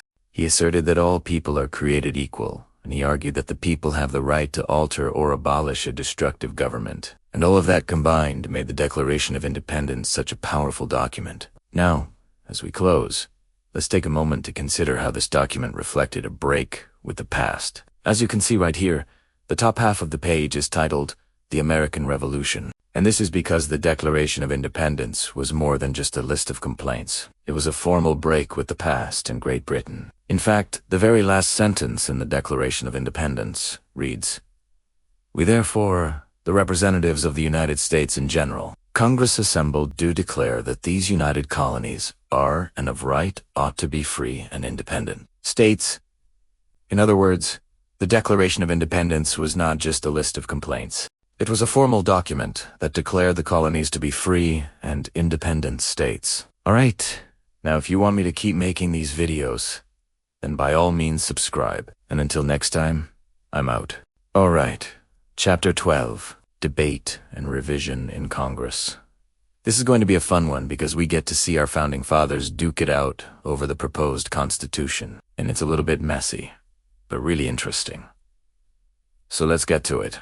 Alright, so let's begin with a review. The Constitutional Convention has just wrapped up. They've just finished drafting this new Constitution, and it's not perfect. Like anything else that's written, it's not perfect. So now they have to send it off to the states for approval, and while it's traveling around the states, getting signatures of approval, they want to make sure it's the best document possible before it gets sent out. So they appoint a committee to revise the Constitution. That committee is going to be made up of 3 people: King George, Benjamin Franklin, and John Rutledge. Now, there are some other people that kind of rotate in and out of that group, but those are the main 3. Now, their job is simple.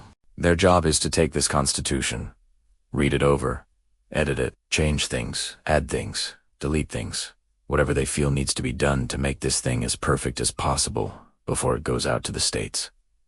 Well, they do a great job. They make some good changes, but they do not really have time to finish everything they want to do before Congress comes back into session. So when Congress comes back into session, they have one more task for them, and that is to read the revised Constitution aloud. So that's what they do. They read it from start to finish, paragraph by paragraph, article by article, and as they're reading it, they debate any changes or any edits that the committee has made, and they either accept them, reject them, or sometimes they'll compromise on some of the language. Now remember, these guys, for the most part, all agree on the same general principles.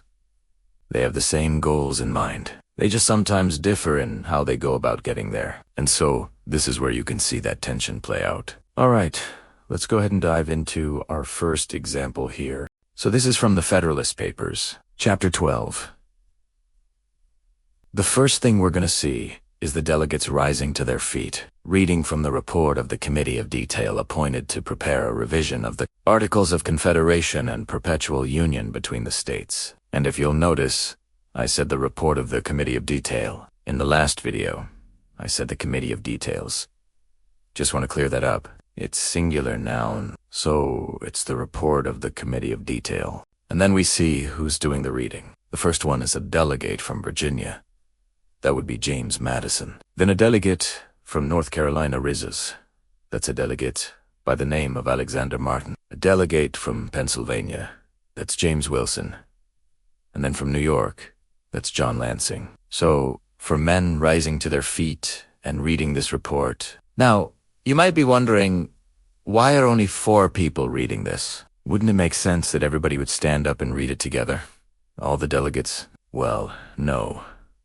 Remember, this is a hot contested issue. These men have very strong feelings about what's in this Constitution and how it affects their state and their representation and their interests. And so, if someone reads something that they don't like, they don't necessarily want to signify their approval by standing and reading it. So this is a way that they can kind of go ahead and signal that they're still debating it by remaining seated and only 4 people read it. Alright, let's go ahead and jump right into the reading. And as you read, follow along in the text. We read in chapter 12, we read starting at the top of the page and we read going to the bottom of the page. So as you read, follow along. Don't worry, we're going to stop and talk about things along the way.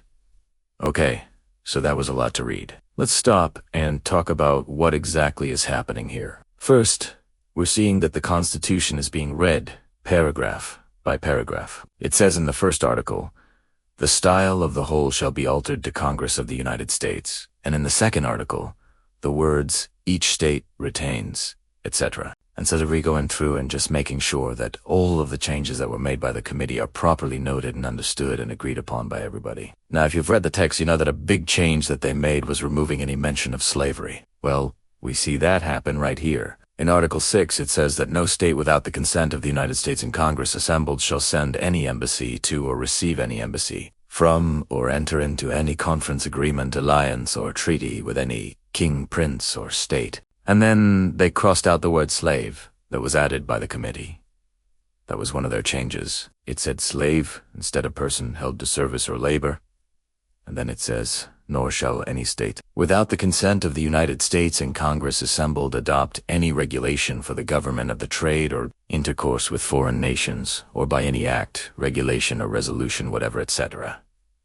Now, their reason to removing slave here is because they do want to alienate any of the southern states, which depend economically on slavery. But they also don't want to offend the northern states that are beginning to abolish slavery. And so this is just one example of them compromising on language. There are others that we'll talk about in just a second. But as they're going through and reading this, if something is controversial, like this language that was added about slavery, they will pause and debate it. But for the most part, they are able to go through the entire Constitution, reading each paragraph, making sure it's all agreed upon. Every single delegate doesn't necessarily mean that they agree with every single word, but they're agreeing to the general principles and the general structure of the Constitution. Let's continue reading Article 9. And then we see some more compromises happening here. It says that in determining questions in the United States in Council, each state shall have 1 vote. No state without the consent of the United States in Congress assembled shall send any embassy to or receive any embassy from or enter into any conference, agreement, alliance, or treaty with any king, prince, or state. Nor shall any state make war, unless a question shall first be debated in the United States, and a declaration of war made by the United States in Congress assembled. And again, you see this language. Each state shall have one vote. That is a compromise because originally the large states wanted representation based on population, and the small states wanted equal representation. And so they compromise here and say, okay, each state gets one vote, but if we need to pass legislation, then 3/4 of the states have to approve it. So that way the large states have a little bit more voting power than the small states. And then, of course, we see the debate over slavery come up again. It says, nor shall any state without the consent of the United States and Congress assembled adopt any regulation for the government of the trade or intercourse with foreign nations, or by any act, regulation, or resolution whatever impose any tax on such intercourse or on the people thereof, or any port tonnage or lighthouse fees, or any other duties on commerce, or fix any standard on weights and measures, or make any alteration at the standard of the dollar, pound, or any other weight or measure.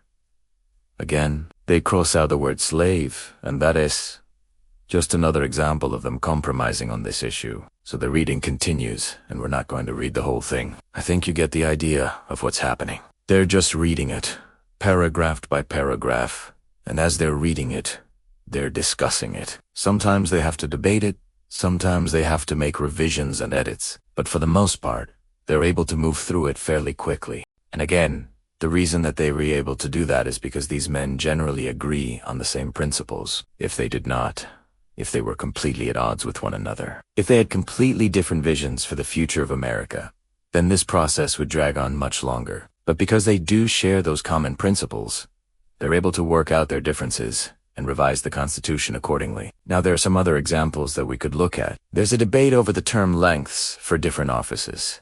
There's a debate over how taxes are apportioned among the states. There's a debate over how representatives are apportioned among the states. But you get the idea. This is just one example of them reading the Constitution and then discussing it and revising it and editing it as they go. Alright, click here to keep reviewing for Unit 4. And if you want another video, right? Chapter 13. July the 2nd. The vote for independence. John Adams wrote to his wife Abigail on June. Tomorrow, the greatest question before the Congress is to be debated, and that is, shall we declare an independent state? In the beginning of the week, it was thought we should do it immediately, but now there seems to be a powerful party for it, a majority, I am told, in both houses for declaring independence. If so, tomorrow will be the last time I ever write to you from Philadelphia. And indeed, the next day, on July, the Continental Congress met in Philadelphia to vote on the question of independence. John Adams believed that this day, July the 2nd, would be celebrated for many generations to come. In fact, he said, I am confident that you will see it celebrated with shows, games, and bonfires in every state in the Union. But for the moment, there was little cause for celebration. There was a great deal of suspense as delegates from each of the 13 colonies cast their votes. As it turned out, John Adams was right.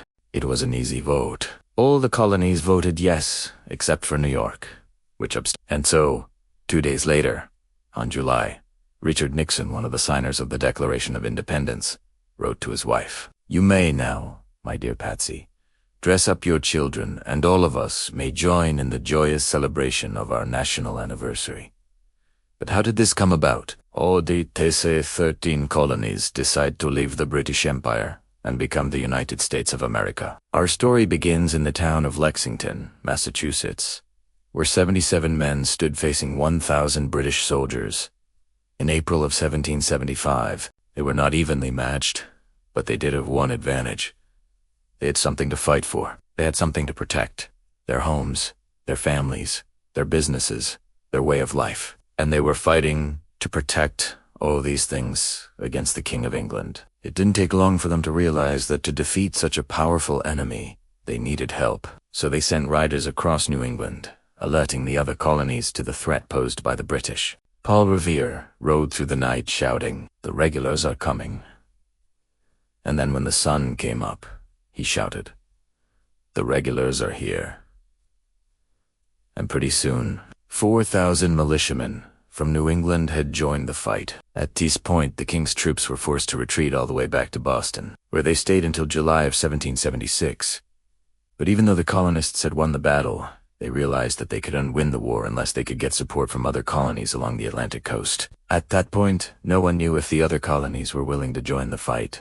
And so, in order to find out, the leaders of the Patriots, or those who supported independence, held a meeting in Philadelphia. On September 5, 1774, representatives from 5 colonies met together at what became known as the First Continental Congress.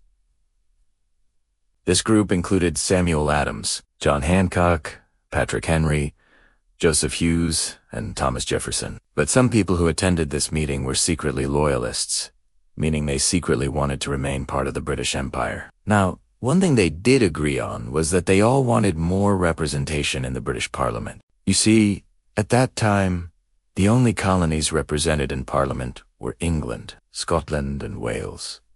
And so these colonial delegates asked King George II to allow them to have more representation. But the king refused, saying no taxation without representation. And so the following year, in 1775, when fighting broke out between the Patriots and the British, the Second Continental Congress was called to order. By this time, representatives from all 13 colonies were present, and among them was John Hancock, the first signer of the Declaration of Independence. He was born on January 23, 1737, in Braintree. In addition to being a merchant, he was also the captain of a merchant ship, and he used his ship to smuggle goods in and out of Boston. As you can imagine, he built quite a fortune doing this. But it didn't last too long because after the American Revolution, he became the first governor of Massachusetts under the new Constitution. Also at the Second Continental Congress was Benjamin Franklin, one of the most famous founding fathers of the United States. He was born on January 17, 1706, and like John Hancock, he made his money as a printer and publisher, but that wasn't all he was known for.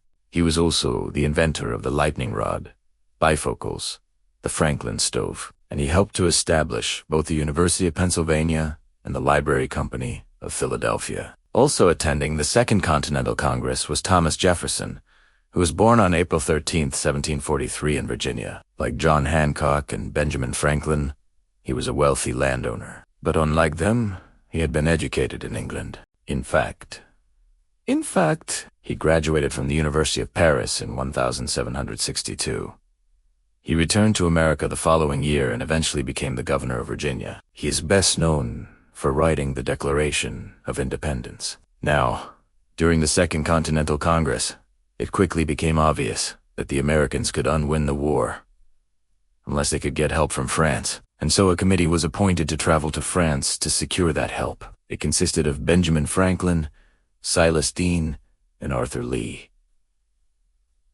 And while they were gone, John Hancock presided over the Second Continental Congress. But in the meantime, another group of leaders met secretly in Philadelphia to come up with a plan for a new government. This group was called the Committee of Five, and it consisted of John Adams, Thomas Jefferson, Robert Livingston of New York, Roger Sherman of Connecticut, and James Wilson of Pennsylvania. Their job was to draft a plan for a new government that would replace the British monarchy. In addition, another group was formed to collect weapons and ammunition. This group was led by Colonel John Paul Jones, who would later go on to become a rear admiral in the United States Navy. He was known for his bravery and skill as a naval commander. And then in 1776, another important event occurred that helped push the colonies toward independence. On June, a pamphlet was published that outlined a plan for a new government. It was written by a man named Thomas Paine, who was born in England on February 29th. It immediately became a bestseller, selling 50,000 copies within a few months. In T's book, Paine argued that it was common sense for the colonies to break away from Britain and become their own country. He also pointed out that the vast distance between Britain and America made it impractical for them to be ruled by a king who lived so far away. He argued that the king was nothing more than a tyrant, and he encouraged the colonists to resist him at any cost. As you can imagine, this created quite a stir in Philadelphia. Many people felt that the time had finally come for them to declare independence. However, others weren't so sure. They worried that if they did, they would be left with no protection from the British. And so it was that on July 1st, 1776, John Adams wrote to his wife Abigail, My heart is light. What a glorious day is this, when we may reasonably hope that millions yet unborn will read our names in the list of those who gave their country freedom and who, like soldiers, expect no reward but the blessings of their country. That's because there was still some die-hard loyalists who wanted to remain part of the British Empire. For example, there was Benedict Donald, who was a general in the Continental Army.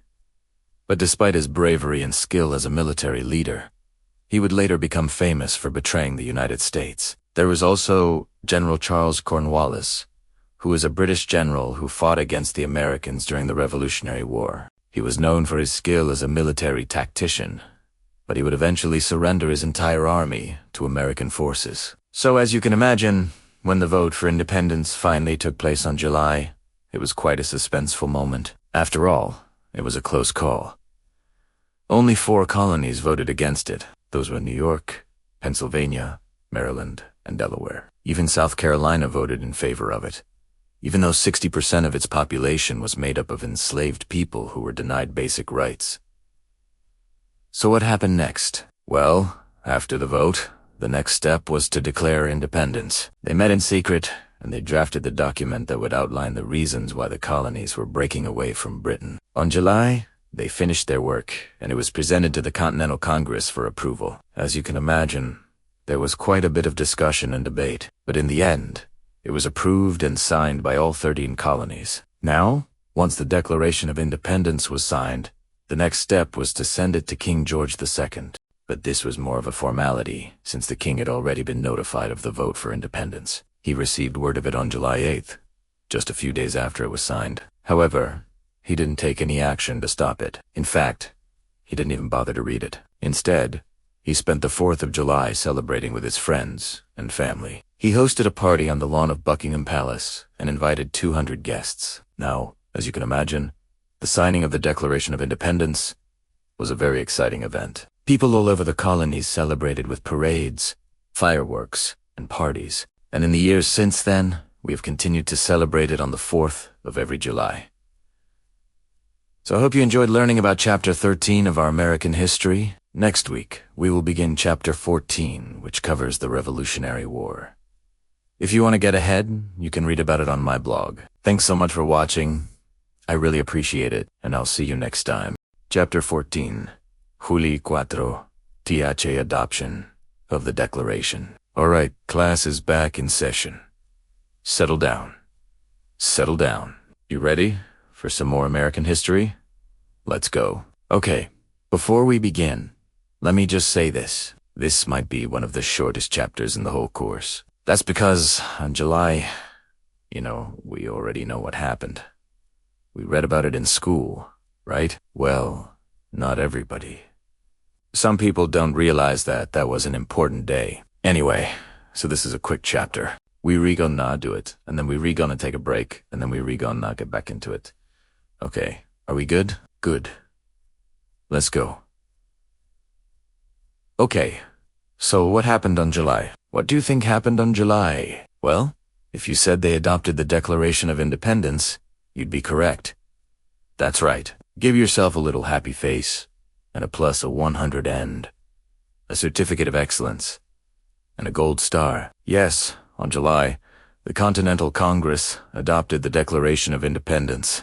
So, what does that mean, exactly? Well, they finalized the document, and they approved it. See, John Hancock had been chosen to sign it on behalf of the colonies. They had all signed their names to it.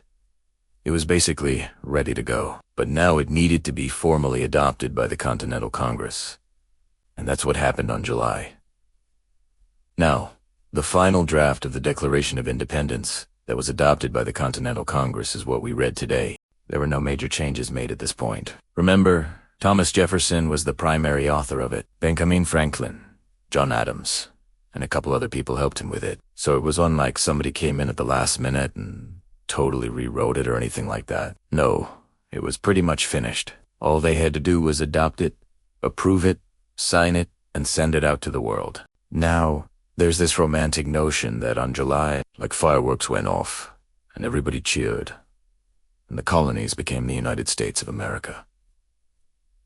That didn't happen. I mean, the document was adopted on July, But that's not when it took effect. It was really more of a symbolic moment. The United States didn't officially become its own country until after the Revolutionary War, so that would be after 1783.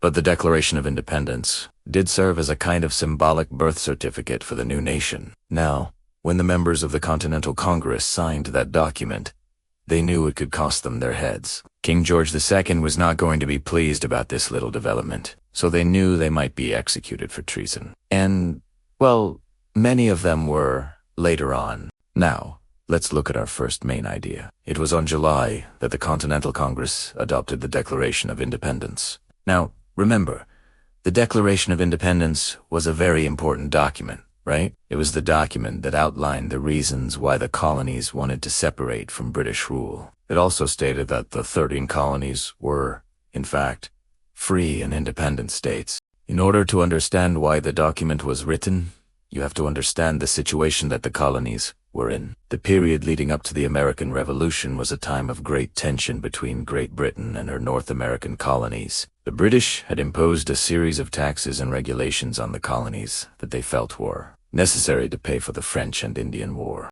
But the colonists protested these measures, arguing that they should not be taxed without representation in Parliament. As the situation deteriorated, the colonies began to move towards independence. In June of 1776, the Continental Congress issued the Declaration of the Causes and Necessity of Taking Up Arms, which outlined the colonists' grievances against the British government and their decision to resort to arms. This was followed on July by the adoption of the Declaration of Independence, which formally severed the colonies' ties with Britain. The document was a powerful statement of the principles of self-government and individual liberty that would become the foundation of the new nation. It was a bold and risky move for the Continental Congress to declare independence. The United States was a distant third power, and the British Empire was the most powerful nation in the world. But the colonists were determined to win their freedom, and the support of the people was overwhelming. The Declaration of Independence was met with widespread popular support, and the revolution was on. Okay, what else do we need to know about this topic? Well, let's talk about how the news of independence spread. On July, John Hancock and Samuel Adams sounded the call for bells across Philadelphia to celebrate the adoption of the Declaration of Independence. At noon, the Pennsylvania State House bell rang out. Then every bell in the city joined in. Then people began to cheer and celebrate in the streets. In Boston, the news arrived on July. Paul Revere and his fellow members of the Sons of Liberty immediately set off the town-ass alarm bells, organized a parade, and held a public reading of the Declaration. Similar celebrations took place throughout the colonies. People gathered together to hear the Declaration read aloud, to sign declarations of independence, and to participate in patriotic demonstrations. The news spread quickly through the colonies by means of fast riders, newspapers, and word of mouth. Within days, people from Maine to Georgia knew that their colonies had declared independence from Britain. The adoption of the Declaration of Independence was a momentous occasion in American history. It marked the official break between the colonies and Great Britain and the birth of a new nation. The document's bold statement of principles and stirring call to action inspired the colonists to fight for their freedom and set in motion the events that led to the creation of the United States of America. Okay, that's what happened on July. That's the Declaration of Independence. That's the whole thing. So, yes, it's a very short chapter, and you probably know quite a bit about this already. But you never know. Maybe you'll learn something here. And that's it for this course. Well, not yet. We still have a ways to go, but I wanted to let you know that this particular unit is over. We're done with everything up through the American Revolution. So we're going to take a little break. We're going to come back and start talking about the new nation that was formed after the American Revolution. But I wanted to thank you guys for joining me on this journey through the early years of American history. I hope you enjoyed this course, and I hope you learned a lot. If you want to continue learning about U.S. history, well, you can check out my courses on my channel. I've got a course for Unit 2. We're going to get into the Articles of Confederation. We're going to get into the Constitution. We're going to get into all kinds of good stuff. Anyway, I want to thank you again for joining me on this course. If you liked this video, don't forget to subscribe. And if you really want to help me out, leave me a comment and tell me what you thought about the course. Is it helpful? How can I make it better? Tell me all those things. But anyway, that's it. I'm glad we were able to spend this time together, and I hope you have a great summer. Chapter 15. The Legacy of the Declaration. As the delegates finished their work on July, a crowd gathered outside the State House to hear the result. John Hancock was there, and when he heard the words, "We hold these truths to be self-evident," he is reported to have exclaimed, "That is the very soul of the Declaration." When they heard that the document had been approved, the crowd began cheering.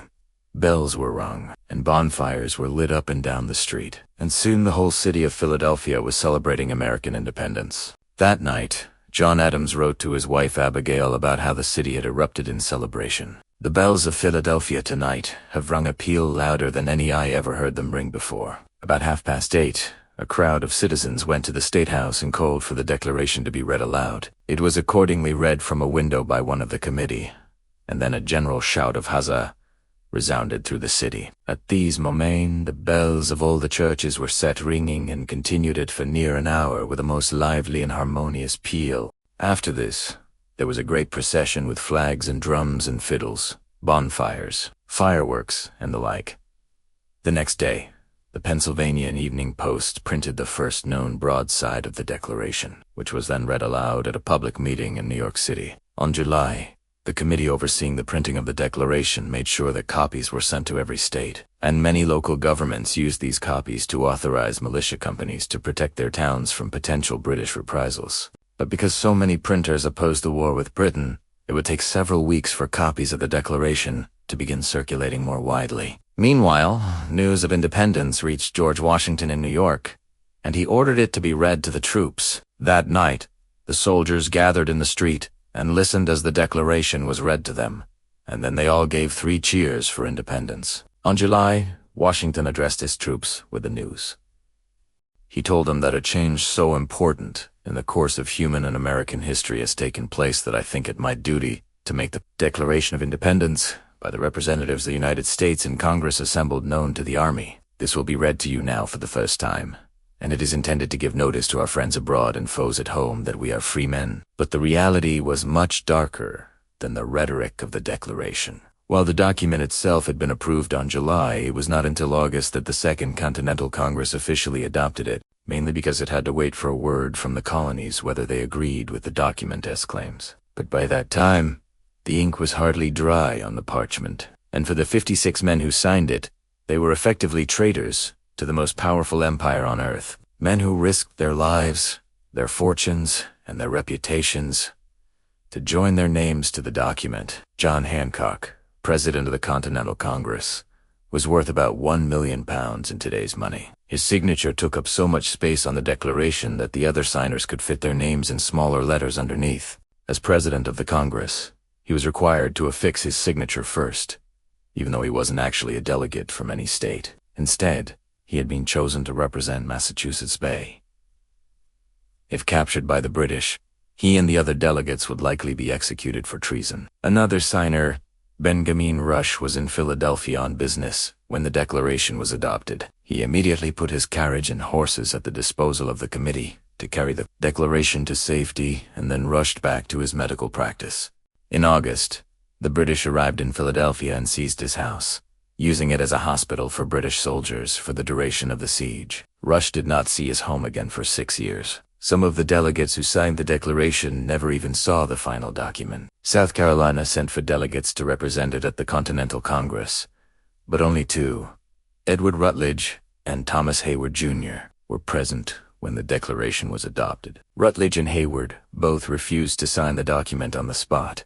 They had no way of knowing if their home state would ratify the Declaration once it was presented to them, so they waited until September, when South Carolina officially recognized the document before signing it. By that time, the heat had come off Philadelphia, and the danger of capture had passed. In fact, of all the signers of the Declaration, only 13 would be captured by the British during the Revolutionary War. Of those, none would be executed for their crime, though one, John Morton, died in British captivity. All the rest would go on to live long lives, some becoming influential politicians, others serving as justices on the Supreme Court, and still others continuing to shape the new nation from behind the scenes. In the years after the war, the Declaration's reach extended far beyond the original 13 states. The ideals that had been proclaimed in Philadelphia inspired enslaved people around the world to rebel against their oppressors. Just 9 years later, French citizens stormed the Bastille in Paris, shouting liberty, equality, fraternity, echoing the words of the American founders. And over the next century, the Declaration's influence would extend to every corner of the globe. In India, Mahatma Gandhi used civil disobedience and nonviolent resistance to lead his people against the British Empire, ultimately winning them independence in 1947. In South Africa, the ideas of the Enlightenment inspired a young lawyer named Nelson Mandela to devote his life to fighting apartheid and freeing his people from racial discrimination. And in the 20th century, the Rev. Dr. Martin Luther King Jr. looked to America's founding principles as a model for his own fight to end racial segregation in the United States. When the Declaration was written, it was clear that its ideas were universal. Its message applied not just to Americans, but to all people everywhere. It may have been born out of the circumstances of the time, but it became a timeless document that speaks to everyone who wants to live in freedom. One of the most famous lines of the Declaration is, "We hold these truths to be self-evident that all men are created equal, that they are endowed by their Creator with certain unalienable rights, that among these are life, liberty, and the pursuit of happiness." And while those words are simple enough to say, they were radical in the 18th century. To say that all men are created equal was to deny the accepted hierarchy of the time, which held that some people were born to be leaders and others were born to be followers. To say that people have an unalienable right to life, liberty, and the pursuit of happiness meant that government had a duty to protect those things. And it meant that if government failed to do so, the people had a right to overthrow it and replace it with a new government that would protect their interests. It's hard for us today to appreciate how radical these ideas really were, and to understand the courage it took to put them in writing, and even more courage to put your name under those words. When the Declaration was first published, it included a list of 274 grievances against King George, outlining in detail the ways in which the king had violated the rights of the colonists. The version we know today left out the grievances list, which made the document more concise and powerful. But it also removed the most controversial part. By removing the grievances, Jefferson and the other authors could speak more broadly about liberty and equality without having to defend their criticisms of the king. And this allowed the Declaration to become a more universal document that has endured for centuries. Even so, it's important to remember that the Declaration was not perfect. The authors did not believe that all people were truly created equal.